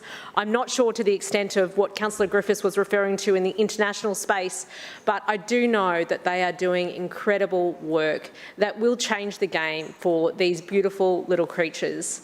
Now, as Councillor Davis did share, we now have 17 beautiful koalas in Poo Corner, and can I tell you, my community is more than excited. I do want to say a big thank you, though, to a couple of, I guess, researchers, local researchers who love getting involved in a volunteer capacity.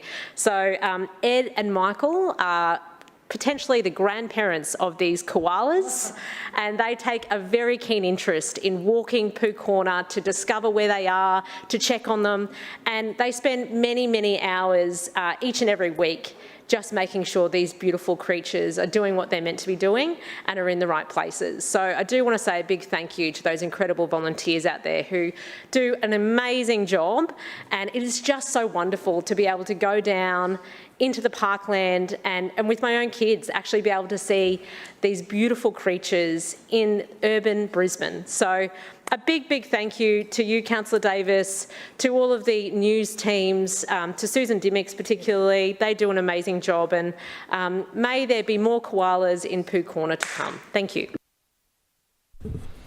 Thank you. Further speakers? No further speakers. Councillor Davis.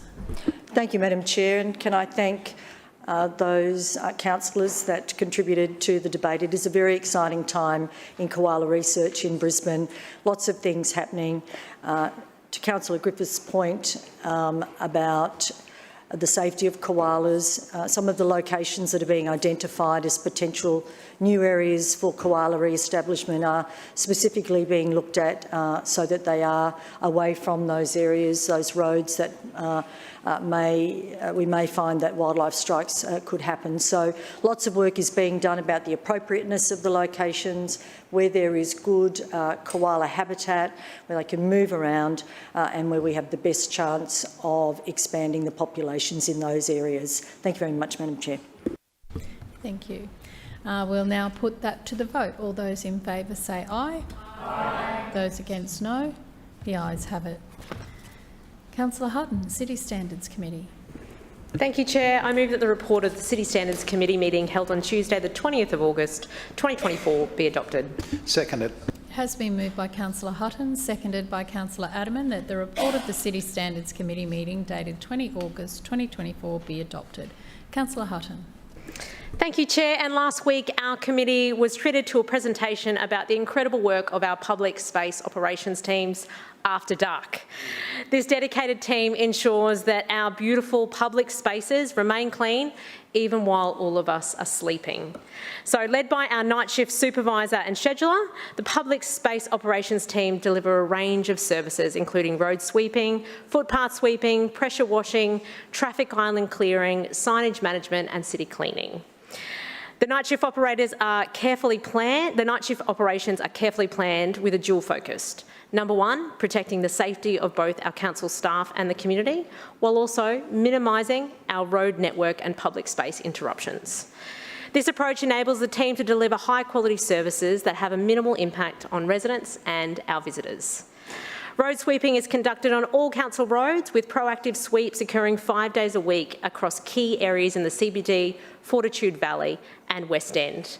The team obviously also responds to reactive requests, ensuring that all of our streets stay clean and safe. Footpath sweeping plays a crucial role in keeping pathways clear and accessible for pedestrians and cyclists, particularly in high traffic areas.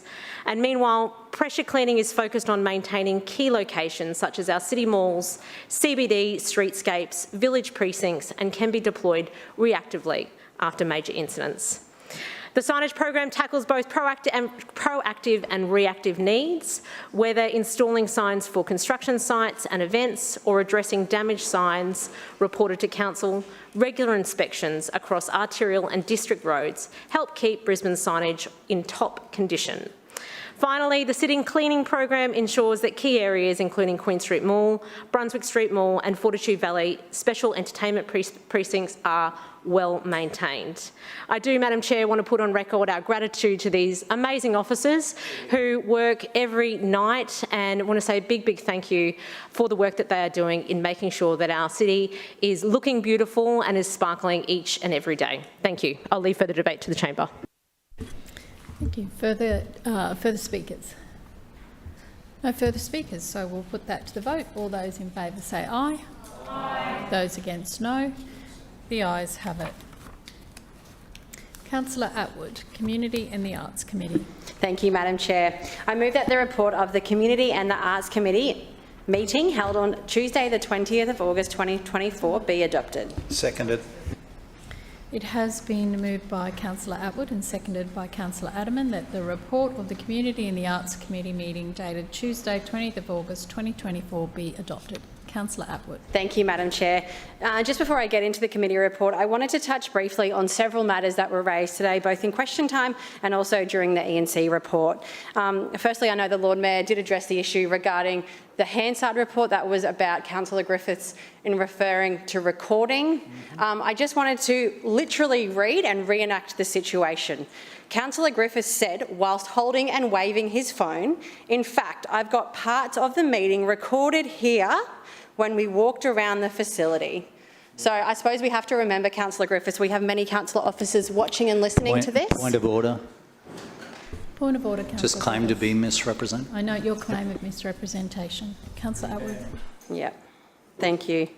And so I suppose for myself and many others who were present in the room, it did seem like you were recording it on your device. I also wanted to touch briefly on the Barton Latrobe Football Club. One moment, please, Councillor Atwood. Councillor, please don't call out. You can speak when we call your misrepresentation, and you can also add to the debate. Councillor Atwood. Thank you. I also wanted to touch on the Barton Latrobe Football Club raised by Councillor Chongwa. As I'm very sure you're aware, it has been a very long history at that site, and Council are currently going through negotiations with the football club, and Councillor Howard mentioned she would absolutely love to hear your thoughts on the matter and how that, I suppose, how we can best support them going forward. So if you could put that in writing to her, she'd be really appreciative. So thank you. I also wanted to touch on Councillor Strunk. He had two questions regarding item B. To Councillor Strunk's first question regarding the higher than anticipated developer contribution, this relates to the completion of the Menippi Golf Course. With the new Menippi Golf Course opening in September last year, it's its first birthday this weekend, everyone. Council needed to recognise this as a new asset. The increase in revenue is an accounting treatment to add this asset onto our registers and calculate depreciation. This is a non-cash accounting treatment. To Councillor Strunk's second question regarding the lower than anticipated expenditure and a reallocation from operating expenses to capital expenditure in the community facilities strategy, as noted in the program, this is mainly relating to flood works in the Community Facility Improvement Program. These works were originally thought to be operational expenses, but now has been deemed as capital expenses, and this movement to align to the accounting standards for capitalisation. To the committee report. We had a wonderful presentation from the General Manager of Customer Services last week on our award-winning contact centre and our incredible business hotline team. 5 years ago, when the Lord Mayor stated and he declared that he wanted Brisbane to be the most business-friendly city in Australia, and has implemented a number of measures from our popular business hubs to our growing Precincts Together program, the Shopfronts Initiative, Maker Entrepreneurship Program, and our Women in Business grants. And backing Brisbane businesses with our 80% local buy target, which we smashed last year. This Schrinner Council has made sure that it's never been easier to do business in Brisbane. Over the years, we've introduced a range of measures to streamline Council's interface for businesses, including the establishment of our 24/7 business hotline. Our business hotline is an award-winning service that provides a one-stop shop for businesses to provide a single point of contact for information and advice on anything Council related. From permits to filming applications and events, there is no risk our team can't handle. Just to give you an idea on how impactful our FALO team is, we recently got an incredible feedback. We recently had a blockbuster film production tell us that they've never experienced better service from a local council. Another going as far to say that Brisbane is the best city they've ever filmed in. It was great to have the opportunity to highlight the important work of our business hotline team and the vast work they do, and I wanted to thank each and every one of them for their continued dedication to deliver a better Brisbane. Thank you. Further speakers? Sorry, misrepresentation. Yes, I had to clarify that. So it was interesting to hear the Deputy Chair, Lisa Atwood, speak because the current chair is in Paris. But to clarify, there was no recording of staff at any meeting, never done it. So no recording of staff. Did you hear that? However, the Liberals want to use it. However, I did take a video, 20 seconds of the building and the surrounding area. So yes, there's a reel on that, but no staff have been filmed in this process or hurt in this process. Any further speakers? No further speakers. We'll put that to the vote. All those in favour say aye. Aye. Those against no. The ayes have it. Finance and City Governance Committee. Councillor Cunningham. Thanks, Madam Chair. I move that the report of the Finance and City Governance Committee meeting held on Tuesday, the 20th of August 2024 be adopted. Seconded. It has been moved by Councillor Cunningham and seconded by Councillor Wong that the report of the Finance and City Governance Committee meeting dated Tuesday, 20th of August 2024 be adopted. Councillor Cunningham. Thanks, Madam Chair. Our committee presentation last week was on the bumper citizenship ceremonies which have taken place in August. These ceremonies are much more than just formalities. They're milestones that mark the culmination of a journey towards becoming an integral part of a new nation. Citizenship ceremonies are a celebration of unity, belonging and shared values. It represents the final step in a process where individuals not only seek a new home but also embrace a new identity in part. As part of the presentation, the committee was given an overview of ceremonies in general, as well as learning about a unique opportunity that recently presented itself to host what has been dubbed as the bumper ceremonies. I'm sure you're familiar with them, Madam Chair, in your role. So the Lord Mayor holds approximately 12 ceremonies per year, with nearly 7,000 new citizens being sworn in as a result. They're a public ceremonial occasion which also fulfil legislative requirements, and I commend the report to the chamber. Any further speakers? No. Oh, Councillor Dixon. Sorry. Chair, I wish to rise to speak about item A, citizenship ceremonies in August that was presented at last week's Finance and City Governance Committee meeting. It was very interesting to get a detailed explanation of the work behind the scenes to make these citizenship ceremonies possible. The packing of the gift bags, the logistics of registration, organising thousands of people to take their pledges and making sure each person leaves with their Australian citizenship certificate. I was even more pleased to learn that paper invitations are still issued out to people who are invited to the citizenship ceremony, a memento to hold on for many years to come. Citizenship ceremonies are very special to me for two reasons. One, it is one of the most enjoyable duties as a local government representative to conduct these ceremonies. I'm sure many of my colleagues here will agree. I got to do my first one last Australia Day, and already I've started planning next year's with the Rotary Club of Hamilton. So I've got some idea into what goes into organising the ceremony. Secondly, on the 26th of January 1998, and it is the correct date because I got my certificate out last night to double check, I got my own Australian citizenship with my family who had immigrated from the UK in November 95. It was a very exciting occasion for all involved, for my sister who was 5 at the time and myself who was 8. And besides the thrill of getting a new dress, we got to enjoy Lamingtons and got a new tree to plant at home. So I can appreciate how everyone who comes to City Hall for the ceremony is excited as well. But it was more than a sweet treat and a gift to take home. It was an important occasion to signify that Australia was my home and my family's home. And 26 years later, I still remember how special that day was and that it was the start of my family's new life. And I'm sure that many citizens that come through the doors of City Hall, where we meet today, don't forget that special feeling either. So my father originally came here as a £10 on the boat as a young child in the 60s, but due to family circumstances, he returned back to the UK very shortly after. And he always spoke about that short time was the happiest time of his childhood and that he always yearned to return back to Australia. So when he met my mother, he said, that's it, we're going back to Australia. So, you know, it was a big adventure for the family and for my mother as well, who thought that Australia was like Summer Bay or Neighbours. It didn't quite turn out that way, but nonetheless, Mum tells me no regrets. But she never looked back and got the opportunity to study to become a nurse, perhaps something staying in the UK she might have not been able to do. Australian citizenship gives you so much opportunity. You can follow your mum's footsteps into nursing like my sister, or you can become a local government representative like me at City Hall. The possibilities are endless. I'm sure there are many Australians that have similar stories to that of my family, and citizenship ceremonies offer that opportunity to share those stories from new Australians who hail from around the globe.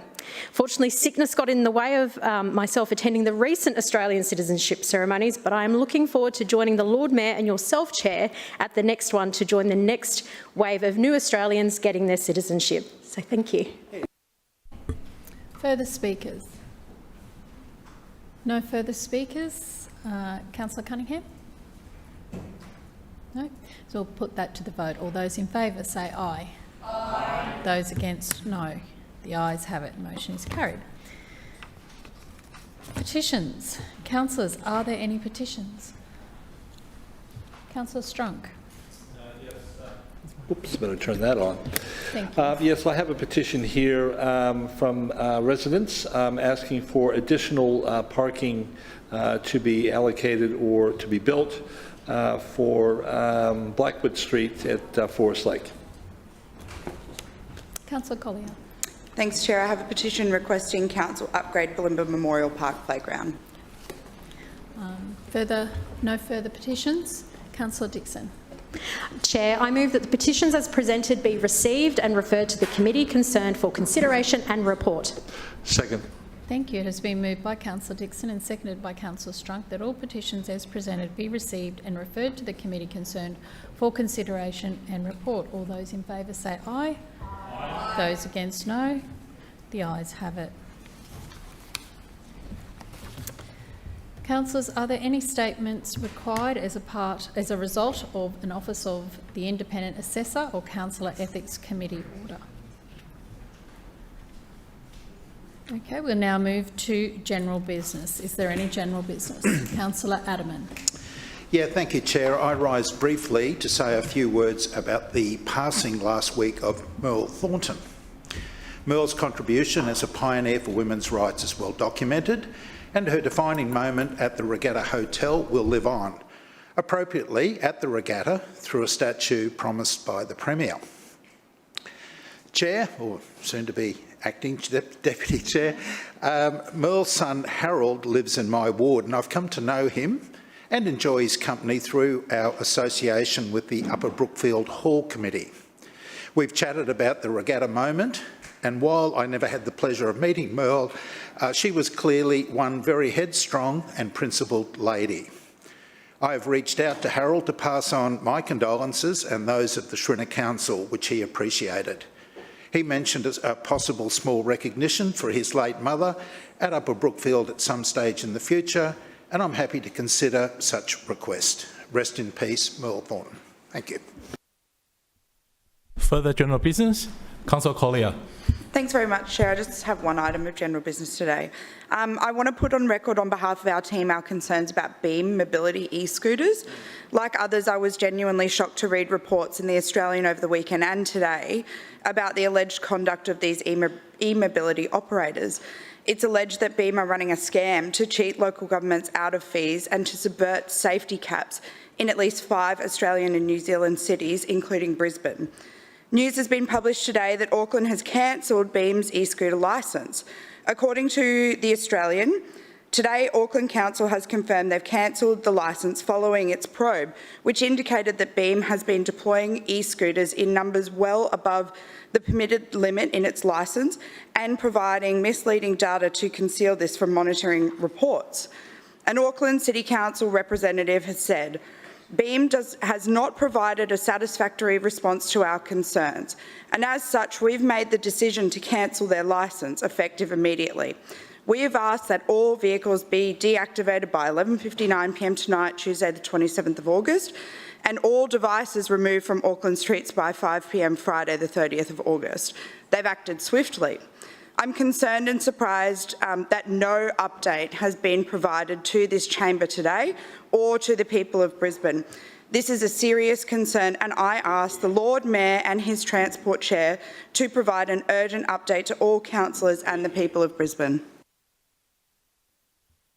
Further general business. Councillor Givney. Thank you, Chair. Deputy Chair. Acting Chair, sorry. I rise today to speak about the Wynnum Bowls Club 100-year celebrations. It is certainly an exciting celebration when any community club turns 100. Recently, Elaine Carroll presented at the Wynnum Manly Historical Society about the history of the club, which actually has some ties to City Hall. Elaine is a long-time local Wynnum community member who has played bowls for 52 years. She has been a state player, coach and umpire. Elaine shared in her presentation that the opening of the Wynnum Bowls Club in Bridge Street, Wynnum, resulted from an inaugural meeting held on the 21st of August 1924 in the Old Town Hall on Tingle Road, which is now the location of the Waterloo Bay Leisure Centre. The new committee chose a suitable site for the green.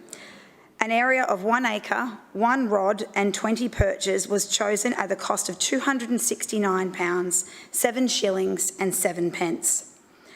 The work of constructing the bowling green was carried out by excavating with a horse-drawn drag shovel. Progress was slow and it was 20 months before play was permitted on the newly laid rink green. There were about 300 people at the official opening on the 10th of April 1926, and the club was opened by James Johnson, the president of the Queensland Bowls Association. Now for that connection from the Wynnum Bowls Club to City Hall. The photos from the opening event show that the Green family were in attendance, with their house in the background. The Green family were prominent in Wynnum and Brisbane society. 2 brothers, Samuel and John, were mayors of Wynnum. Samuel was the mayor in 1913 and 1917, and John in 1922. After the amalgamation of the councils, Samuel was an alderman of Brisbane City Council in 1938 to 1941, and John was the Lord Mayor of Brisbane from 1931 to 1934. The Green sisters founded Moreton Bay College, and their father built the original schoolhouse when it was on Bay Terrace in Wynnum. The Ladies' Bowls Club was not formed until 1930, when Mrs. G.A. Savage as the president. In 1932, adjoining land with the cottage was purchased in Carnation Street, Wynnum. Extensions to the old clubhouse took place in 1933. In June 1955, Mr. S.J. Hargraves, president of the Royal Queensland Bowls Association, opened the club's new clubhouse. By 1958, the club expanded their green to full size and it opened in June 1960. They bought a house on Carnation Street in 1969 and extended the clubhouse in 1972. They added a new bar in 1977. And in 1979, they acquired a property on Bridge Street, expanding the total ground area to about 2 acres. The new full-size green between Bridge and Carnation Street was completed in October 1983.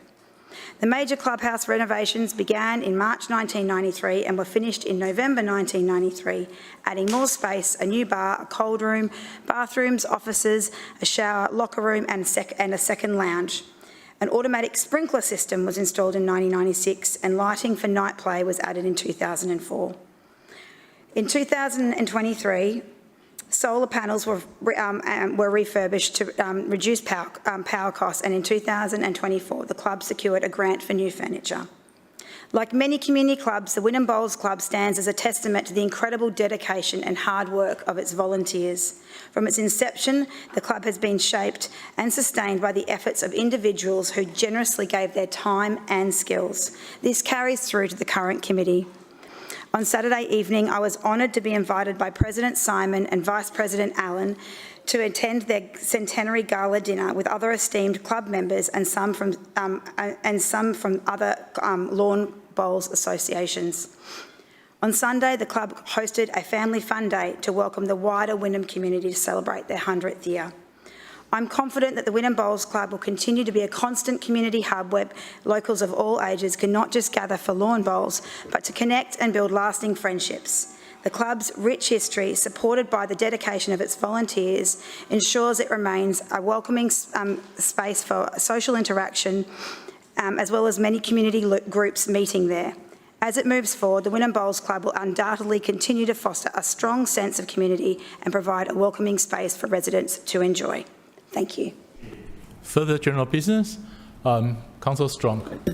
Thank you, Acting Deputy Chair or Acting Chair. I'm not sure which I have. Okay, 2 items for general business. I'd like to do a lot more, but unfortunately we're restricted to 5 minutes, so we'll have to make it, I don't know, I think it's called democracy subtracted.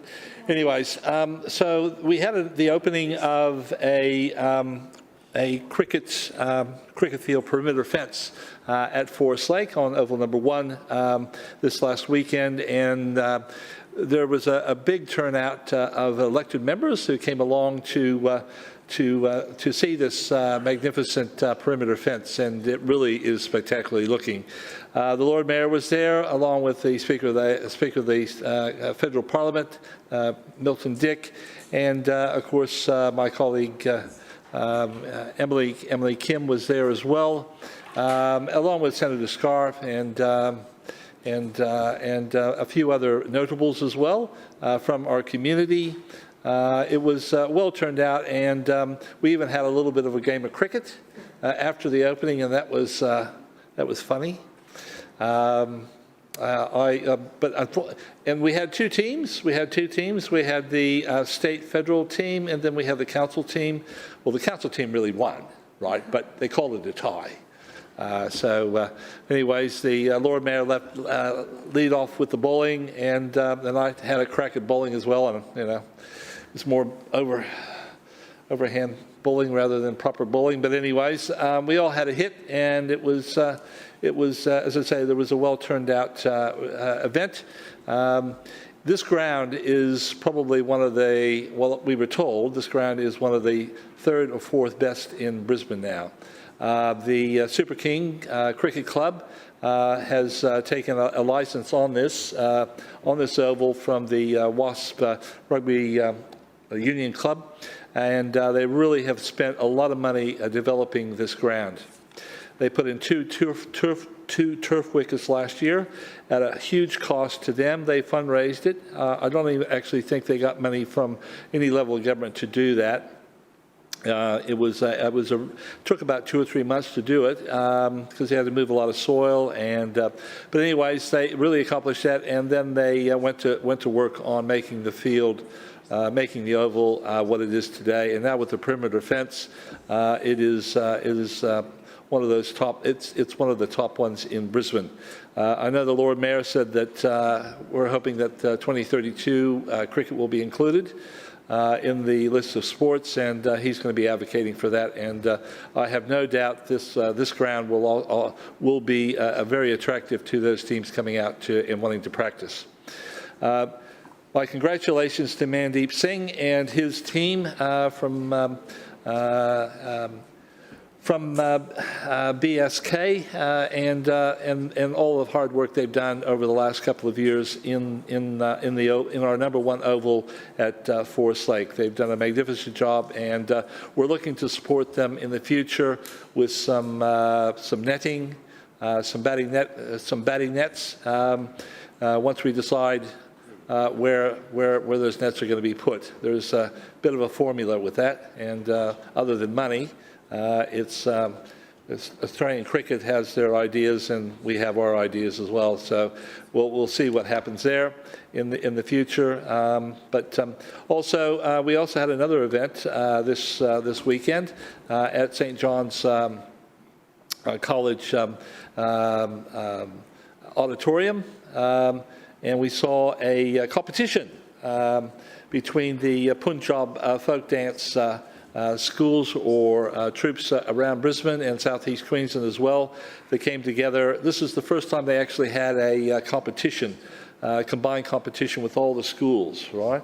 It started about 10 o'clock in the morning, and the awards were happened up until about 9 o'clock. So there was about an hour and a half, 2 hours of awards. And some magnificent trophies were presented. They had judges from India actually that are flown out to actually judge this dance competition. They were also live broadcasting back to India, right, to 25,000 people that were actually watching it online, which was just phenomenal when you think about it. I don't know if my face got on it, but anyways, we had Margaret Nightingale, the state member for Inala. This was her. Councillor Strong, your time has expired. Which is a good Further example general of why business? it should be more than 5 minutes. Councillor Atwood. Thank you, Deputy Chair. I wanted to rise in general business today to speak about 2 items, the Brisbane Kite Festival and SES Week. Last Sunday, we held the Brisbane Kite Festival at the Menippi Parklands, and I wanted to give an enormous shout out to 2 Rotary clubs, Carindale Rotary and Brisbane South East. They've been planning this project since literally the start of this year. It is an enormous job. We estimate we had roughly 6,000 to 8,000 people attend on the weekend, and they did just a great job. Also wanted to give a shout out to Dave Buttram from the Morningside Police Station with 4 of his police officers. They were there helping corral the traffic, and they did an incredible job as well. We also had the Carina Men's Shed who had a stall, but they stepped up to help with the parking and helping to get everyone into the grounds as well, because when the event started at 10 o'clock, everyone decided to show up. But that's okay. But it was a beautiful day. The sun was shining. Unfortunately, we didn't have as much wind as we would have liked. No, I know. That's always the way for Kite Festival, to be honest. But anyways, it was an incredible day, so I just sincerely wanted to thank both of my Rotary clubs for putting in an enormous effort. They also got to raise quite a bit of money out of it, which will go back into our local community groups, our schools, etc., to help support them as well. So I absolutely love them and so grateful. Also wanted to give a shout out to some of our SES volunteers from across our Brisbane local government area. Last Friday, I attended an awards evening at the SES depot in Morningside, and it was between Redland City Council, Brisbane City Council and Moreton Bay Regional Council to recognise the incredible work that our SES volunteers do. There was a number of awards given out, and some of the more notable ones, I'll just read their names because we are very grateful for their service. Martin Brooker from the Northern Depot received a national medal for 15 years service. We also had a gentleman, Peter Jory from Eastern Branch, our side of town, 35 years service, which is just incredible. We also had a number of National Emergency Medal clasps for the bushfires in 2019-2020, and they include Kenneth Cook from Northern, Danielle Feltham from Northern, David Puxty from Northern, Ashley Pringle from North East, Paul Kreshman from South, and we also had the SES Regional Awards Certificates, which was Benjamin Cove from Metro, Timothy Rowe from Metro, and Ryan Simpson from Metro. I'm incredibly grateful. The first time I ever had any interactions with SES was during the floods of 2022, and they certainly came to my residents' help. I remember seeing them early on the Saturday morning carrying dogs and their little baby, and babies across the floodwaters to help them, and it was just such. When you need them, they are there. So I am truly grateful. I look forward to joining them in the coming weeks. They've invited me to the Morningside Depot to a training session with them, and I look forward to doing that. Thank you. Further general business, Councillor Chong-Wah. Thank you, Chair. I rise to speak on Barton La Trobe Football Club and the lack of sports fields in Brisbane. As I raised in my question to the Lord Mayor earlier, we have a serious shortage of green space and sport fields in Paddington Ward. That means our children are not able to play the sports they love. Barton La Trobe Football Club, with over 900 members and a huge number of children wanting to play football, have outgrown the available grounds at Bowman Park. However, I know this is not just a problem in the Paddington ward. For many years in the Gabba ward of my colleague Councillor Massey, the West End Football Club have been desperate for one football pitch to play on that doesn't injure its players. They play on a dangerous, uneven playing field that is not even full length. I know that the members of the Gap Football Club in the ward of Councillor Stephen Toomey, with over 800 members, are looking for additional fields and are now having to train at other fields. I have no doubt that this story is playing out across Brisbane in many wards of the councils in these chambers. Why is this? A lack of sport fields and green space is a problem that is created over decades. So we have to consider who has been managing the Brisbane City Council for the last 20 years. Well, it's the LNP. It is this one continuous management of Brisbane by one tired old political party over the last 20 years that has seen a major underinvestment in sports fields. However, this Brisbane City Council actually has desired standards of service. These are supposed to be benchmarks for what this council believes is their best practice. For sports grounds, the council administration has set a target of 12,000 square metres of outdoor sports fields per 1,000 residents. That's 12,000 square metres of outdoor sports fields per 1,000 residents. The Queensland Government, in their publication, Open Space for Sport and Recreation, Planning Principles and Implementation, recommended a minimum level of supply to be 20,000 square metres per 1,000 residents for sporting land. Not 12,000 square metres, but 20 square metres. I'll say that again, 20,000 square metres. Sorry. That is not far off twice as much as what Brisbane's target is for the sports fields. Perhaps this actually quite old Queensland Government target is too much for cities to achieve. I don't think so. That is, in fact, the exact target the City of Cairns has adopted for sports grounds. 20,000 square metres per 1,000 residents, but not Brisbane. This council administration have decided they can't achieve that. This council administration love to plan for mega Olympic stadiums and fly off to Paris to enjoy the grandeur of believing they are promoting sports in this country. The truth is that this LNP administration is failing sports development where it really counts, at the community level. Really promote and develop sport means focusing at the community level. It means ensuring our children get to play the sports they love in the first place. The Greens may not be promoting billion-dollar Olympic stadiums, but we have announced a Queensland election commitment to invest $200 million towards acquiring new sports fields and green space across Queensland, so that every child can play sport no matter where they live. I shouldn't have to remind this council administration that participation in sport has many physical and psychological benefits. These include physical health and well-being, learning motor skills, social engagements, a sense of belonging and building self-esteem.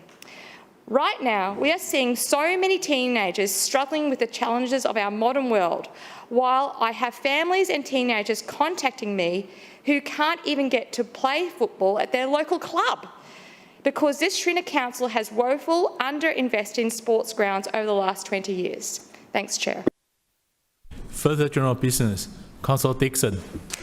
Chair, I wish to rise on general business to talk about recent and upcoming events in the Hamilton Ward. Since we've been in recess, Hamilton Ward has been the place to be due to many community events that have occurred, and I want to touch on a few today in the chamber. We've had the Warm Up for Winter event organised by Carla and Sheila from the Hamilton Reach community, where they gathered for a morning tea at Hamilton North Shore and arranged a very generous donation of scarves, jackets and other warm clothing for those vulnerable in our community. This event started in 2020 during the height of the pandemic, with Carla and Sheila continuing to keep this community initiative going almost 4 years later. At Hamilton North Shore, I also hosted a Coffee with a Cop event, which always proves to be popular and gives the community an opportunity to speak directly with police and find out ways to make our community safer. I look forward to hosting many more in the future as crime and community safety continues to be front of mind for many residents. At the beginning of August, Kalinga Colour Dash made its return to Kalinga Park, and it was an exciting day for many students from the Eagle Junction State School and for the community. There was a colour fun run with many obstacles for the kids to navigate, as well as rides to enjoy after the race, and many activities that raised money for the school, including a bake stall. It was truly like a mini Ekka, and congratulations to Sharon Window and the PNC executive for another great event. Last Saturday, it was my pleasure to attend the Porty in the Park with Councillor Vicky Howard at Waterfront Park at Newstead. It was a beautiful day in the park, celebrating our four-legged friends, and the community loved having an opportunity to connect in the sunshine in the park. Together with Councillor Howard, I was proud to support this event through the Lord Mayor's Community Fund. And there was live music, food trucks, Newstead vets put on free dental checks for the dogs, dog yoga and an obedience workshop. There was also a paparazzi parade which had 2 sessions over the morning due to very popular demand. Raffle proceeds also supported Empower Assistant Dogs, which is dedicated to the training of hearing assistance and therapy dogs. And on Sunday, it was my pleasure to pop into the What We Make Design Market at St Augustine's on Racecourse Road. Maliki and Sarah are the founders of this market, which aims to promote slow fashion, and they are being sponsored through BETA and Brisbane City Council to enable opportunities for local designers to showcase their products. They will be back on Racecourse Road at St Augustine's on Sunday the 10th of November with their Christmas market, just in time to buy a few presents as we approach the festive season, which Christmas Day is 18 Saturdays away. But it doesn't end there. I've also got my annual Parents and Bubs Expo coming up on Saturday the 7th of September at Melrose Park, where we'll have a free sausage sizzle, face painting, activities for the kids and many stall holders, including Triple P Parenting, Baby Sensory and the Brisbane City Council pop-up library. I'm very excited about bringing the library to the park for Hamilton Ward residents to enjoy. We'll also have a few local businesses, including physios, occupational therapists, and Baby Give Back will also be bringing a van to collect donations. It will be sure to be a fun-filled day, and let's hope the beautiful spring weather continues so that many Hamilton Ward residents can enjoy this year's expo and everything it has to offer. Chair, I'll end my remarks there. Thank you. Further general business, Councillor Johnston. Yes, I rise to speak on two items. Firstly, Cactoblastus Corner in Sherwood and road safety in Annerley. Earlier today, Brisbane City Council did something that it's never done before, to my knowledge, which is abandon the management of parkland. I note that there were no chairs present other than the Deputy Mayor to discuss this issue, including Councillor Davis, who is responsible for Council's environmental management and the sustainability of the city. This area of the Brisbane River corridor of high ecological value has just been abandoned by Council. The fact that the Environment Chair couldn't be bothered to participate in the debate or speak to the issue just shows how little care that Council has towards our local environment. This decision just shows what hypocrites the LNP are when it comes to maintaining Council's community facilities and assets. They stand up in this chamber time and time again saying it's Labor that have closed libraries or closed pools. And for the first time ever that I'm aware of, Council has closed and abandoned a park. It's been closed since March 2022. The Make Safe Works councillor Adams refers to putting up a big fence so you can't get in, and two, putting in ag pipe so the sewerage, the water and the stormwater can actually be managed. That's it. That's it. The site is a crumbling mess. And instead of doing the right thing, this valuable environmental property on the river of Brisbane has been abandoned by Council. Now, Rocks Riverside Park got fixed up. Imagine if it's a new farm park. It took nearly 2 years, but they finally fixed up the Sherwood Arboretum. The Sherwood Arboretum's been damaged by this landslip. There were multiple houses significantly damaged by this landslip. Council's decision to abandon our community, including the significant damage to other assets, is shameful. And I find it appalling that Council's treatment of our environment, and that's what this is. We fought so hard as a community to preserve this land. Under the LNP state government, they sold off this land for commercial development, and we fought hard to preserve the riverfront parkland because of the significant trees on the site. It's the home to the former Alan Fletcher Research Station, and it has extraordinary trees on the site, many of which have also been damaged. The LNP's disgraceful behaviour today mean that this site will be left in a mess for, I suspect, many years. And I don't think these residents will forget what this council's done in its time of need, which is to abandon them. I mean, they should have known. That's what Campbell Newman did after 2011. Instead of staying to fix the city, he decided his political ambitions were more important. And that's exactly what the LNP have done now.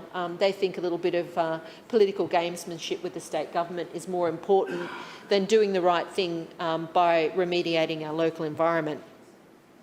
I also note that over the last few weeks, the LNP backbenchers have stood up week after week, taking motions off the table for debate that they put on there. But they haven't done that with respect to one that I've raised, so I'm going to do that in just a moment. But sitting on the table since the 14th of May has been a motion that I moved with Councillor Griffith's support, calling on Council to install a zebra crossing or wombat crossing on the uncontrolled slip lane at the intersection of Ipswich Road and Eckerman Road, Annerley, allocating funding from infrastructure for program 2, as it has in a similar location in Norman Park. And I note the Rolls-Royce solution in Council Collier's ward, and I think it's a great example of what we can achieve in other parts of the city.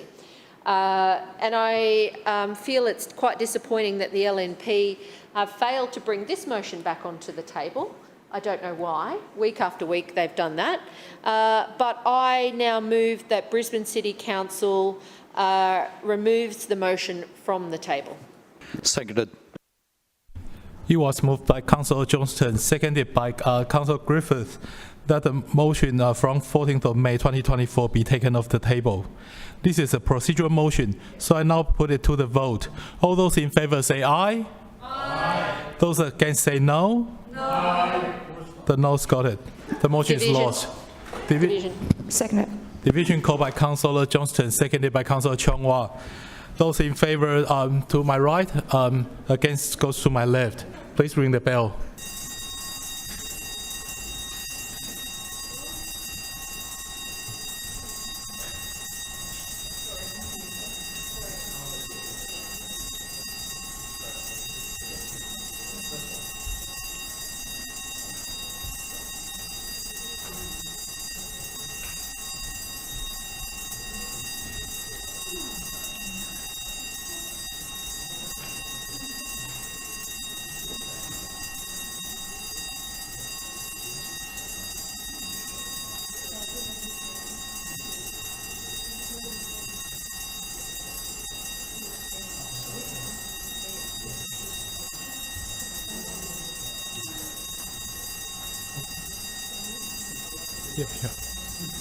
Yep.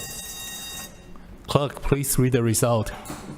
Mr Deputy Chair, the noes have it, the voting being 7 in favour and 14 against. The motion is lost. Please return to your seat.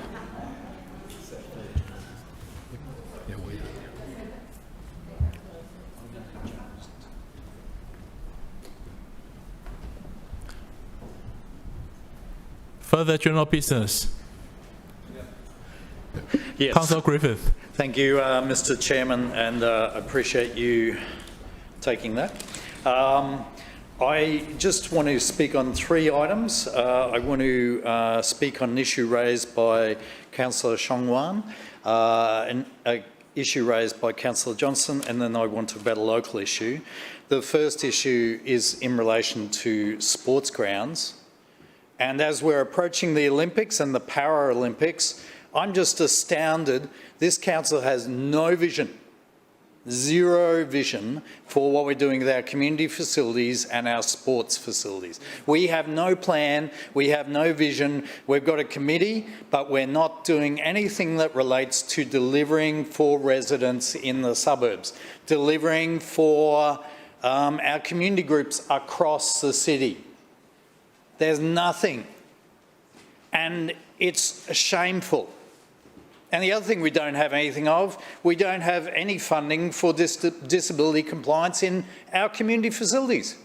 What city in the Western world does not have money for disability funding to upgrade their community facilities? Here it is, this one, this backward Hicksville LNP Council. Backward Hicksville LNP Council. We'll all talk about the clampers. We're shooting off to Paris and we're talking about what a wonderful time we're having, but we're not actually doing the work here. Shame on you. And shame on the party room, the members over there, the councillors, the backbenchers, who are gutless. Don't speak up, haven't raised issues, have things going on in their wards, but don't do anything. Anyway, in relation to sports grounds, guess what? Maruka Ward has tons of land. We want to develop sporting fields. We are trying to build the facilities. We are 8 kilometres from the city, and we can't get these people who are running council to have any vision to do that. There's nothing. The state are doing it. The state have built a new inner-city high school, and they're building a new field out at Rocklea. What are these people doing? I want to call them other things. What are these people doing? Nothing. Silence, crickets. In fact, we had the Lord Mayor proudly talk, or the Deputy Chair for the one who's in Paris. Paris, of course, she's at the Paralympics. Speak about not making commitment for $500,000 for a community facility. Last week, we demolished a community facility. This is what the LNP stands for. This is what you stand for. And backbenchers, please don't sit there and agree with these people. Speak up in your party room and say it's not right. So no, there is land. We can help resolve that problem. It's just we're led by people who have no vision. Zero vision. In relation to what Councillor Johnston was saying, and Councillor Johnston, you are the strongest advocate here in this room. There's no one else stronger for their community than you. And you have just undergone years of persecution and disrespect from the LNP. Point of order, Madam Chair. Deputy Chair. I've heard drivel, I've heard hicks, I've heard liars, I've heard untruths, I've heard now imputing motive on a... Is this a point of order? The point of order is the imputing motive and the very offensive comments that Councillor Griffiths continues to make. You want to make a speech yourself? You're not meant to be doing it in a point of order. To stop him continuing with the falsehoods that were imputing motive on the LNP. You can speak up. Yeah, that's the point. You spoke up. You're not meant to. Well, chairperson. Okay. Councillor Griffith, please remind you there's no privilege in this chamber. I know there's no privilege, but also we have to follow rules. Yeah. Oh, here we go. Councillor Adams, you want to stand up and speak? No. Anyway, I just want to say, Councillor Johnston, you've done a wonderful job. The officers know you've done it. The community know you've done it. I know you've done it. We know you've done it. You've been someone who has been persecuted by the LNP. Persecuted. And you know what? It shows in your vote. It shows in your vote, which is the highest of any councillor in this city. And what you're saying about waterways is absolutely correct. I find it is so difficult to get council to have a consistent approach with waterways. We're this, we're that, we do this, we do that. Oh, it depends who's asking. Maybe someone else asking. Oh, Councillor we'll do Griffiths, this. your time has expired. Incredible. Further general business? Deputy Mayor. Thank you. Thank you, Mr Deputy Chair. The only people who scream, abuse, deprecate, insult, fling abuse across this chamber are on that side of the chamber. We just heard it from Councillor Griffiths continually. Councillors, the Deputy Mayor has the floor. Thank Point you. of order. Point of order, Councillor Johnston. At the risk of unleashing some extraordinary invective from the Deputy Mayor, you generally have to outline what it is you want to speak about in general business, and the Deputy Mayor has just started with the insults and not defined her topic. The Deputy Mayor just started. Yes, I did just start. Thank you. And they haven't stopped talking while I have been speaking. I rise to speak about live sites in the Olympics and the learnings from Paris on what we saw and what they did as a city to support the Games, which is extremely important when it comes to delivering the Games. Now, I've had some comments tonight that we went over to Paris to promote sports. That was not the case. We were told that we went over there to I don't know. I've heard so much rot, it's absolutely ridiculous. But the reality is that there was a structured, intense program with the city of going through all of those programs and what they had to do to make sure they supported OCOG. And I'll just say, when it comes to delivering sport and rec and parks in this place, I don't know if anyone's been to Nudgee Rec Reserve, but wow. Wow. And up at Bracken Ridge as well, over the last few years, the works we've done up there through Fitzgibbon. The only one who's pushing density into this place and not delivering would be the state government in Bowen Hills, in North Shore Hamilton, now in Woolloongabba.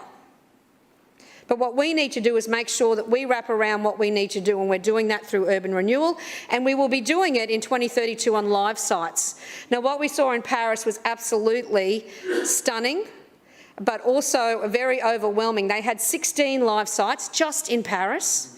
They had 3 aspects of their live sites. They had the city hall, they had around the city, but they also had their plages, their beaches, because they had sites across the country as well, which were run by other city precincts as well. But it all came together to talk to us about what the fate of the Games, or the Games Festival, as we called it here in 2018, and we'll be doing again in 2032, which is predominantly the council's role. So the live sites, particularly outside the Hotel de Ville, which is their city hall, which is about double the width of ours, so it had a lot more land, a lot more area. They had 60,000 people through that live site on the first 10 days. They're expecting 12 million people through that live site by the end of the Paralympic Games. And I can't wait to hear what the experience was of Councillor Howard when she comes back, to see the different aspects of how the Olympics may have differed from the Paralympics.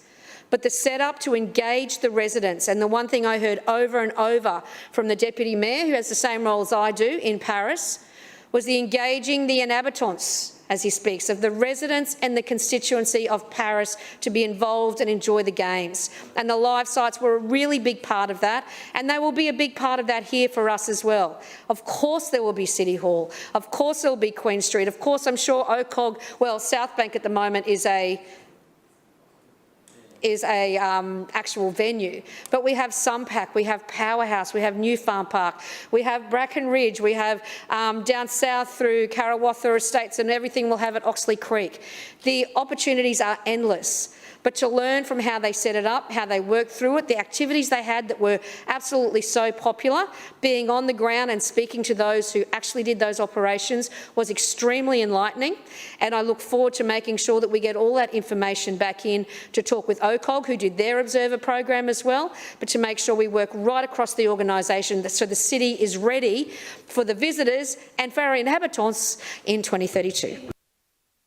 Further general business. Councillor Cassidy. Thanks, Acting Chair. I rise to speak tonight on development practices in the suburbs of Brisbane. And this is something I've spoken about over many years, and particularly in the wake of the February 2022 flood disaster. And when I spoke about that and during the budget of 2022, I was assured by Councillor Allen that these practices would be reviewed as part of the overall review of both Council's response to and to the disaster and actions going forward into mitigating future disasters, and was later disappointed to find out that these practices were in fact not reviewed and no changes would be made. And specifically I'm talking about the use of fill on sites that are affected by flooding and sites that were badly affected during the February 2022 flood disaster. I recently visited some residents in Sandgate, one street back from Flinders Parade, who are witness to a development happening on Flinders Parade, and that person is following all of the rules that Council set down and all the requirements that Council has asked them to do in filling the entire block. I would say it looks to be a metre or more high from the yard of the neighbour, with a retaining wall all the way around, basically creating 3 dam walls. For other properties that were affected pretty badly during the February 2022 flood disaster. The response I got from Development Services was that the fill and development on that block wouldn't affect flooding on that block. Of course it wouldn't, it would address it. And we're not talking about storm surge or seawater inundation here, we're talking about water that came from the other direction in February 2022, from a street that has inadequate drainage, in Clayton Street in Sandgate. In fact, no drainage for half the street that these properties reside on. And the rain, was about 80 mils we had a few weeks ago, was the first taste of what these residents are now scared is going to be the reality, and a lot more water that was trapped by the fill on this block kept in their yards. The water was dangerously close to living areas in February 2022. If we see continued development like this, it's only going to exacerbate and get worse. So I just want to put on record again the need for this administration to review development practices and have a more holistic view about those kinds of use of fill to mitigate flooding on an isolated individual property, having effects on, in this case, 4 or 5 or 6 other properties around them. There are different building practices, of course. The one next door to this place was built on stumps. They achieved the minimum habitable level by just lifting it off the ground and not affecting the flow of water, unlike the one we have seen at the back of this place, again approved by and required by Brisbane City Council to do that. These residents are rightly extremely concerned about what the future holds for them. Some of them are in their 70s that were at the meeting, have no ability to relocate at this point in their life to the kind of lifestyle that they love and enjoy where they currently live, and are seeing that change right before their very eyes. They also see councils not investing the rates that they pay in their own street through drainage to alleviate some of those concerns on that side, and councils also requiring the use of an enormous amount of fill on a block to achieve flood immunity on that block without a view to how that is affecting the neighbours there. So again, I say to Councillor Allen and the Lord Mayor, I'm sure someone will report this to him in his absence here tonight, that we need to have a serious look at this. We're seeing small packages of city plan amendments come through council since the February 2022 flood disaster, none of which have been about addressing development issues that are causing flooding. None of those have been. There's been a few around affordable housing incentives, the LNP's definition of affordable housing. There's been a few about things like rooftop bars, things like that, but there have been none that fundamentally address this issue in suburban low-density residential development around Brisbane. And I reiterate my calls that we need to see some action on this before it is too late. Any further general business? If there's no further general business, I declare the meeting closed.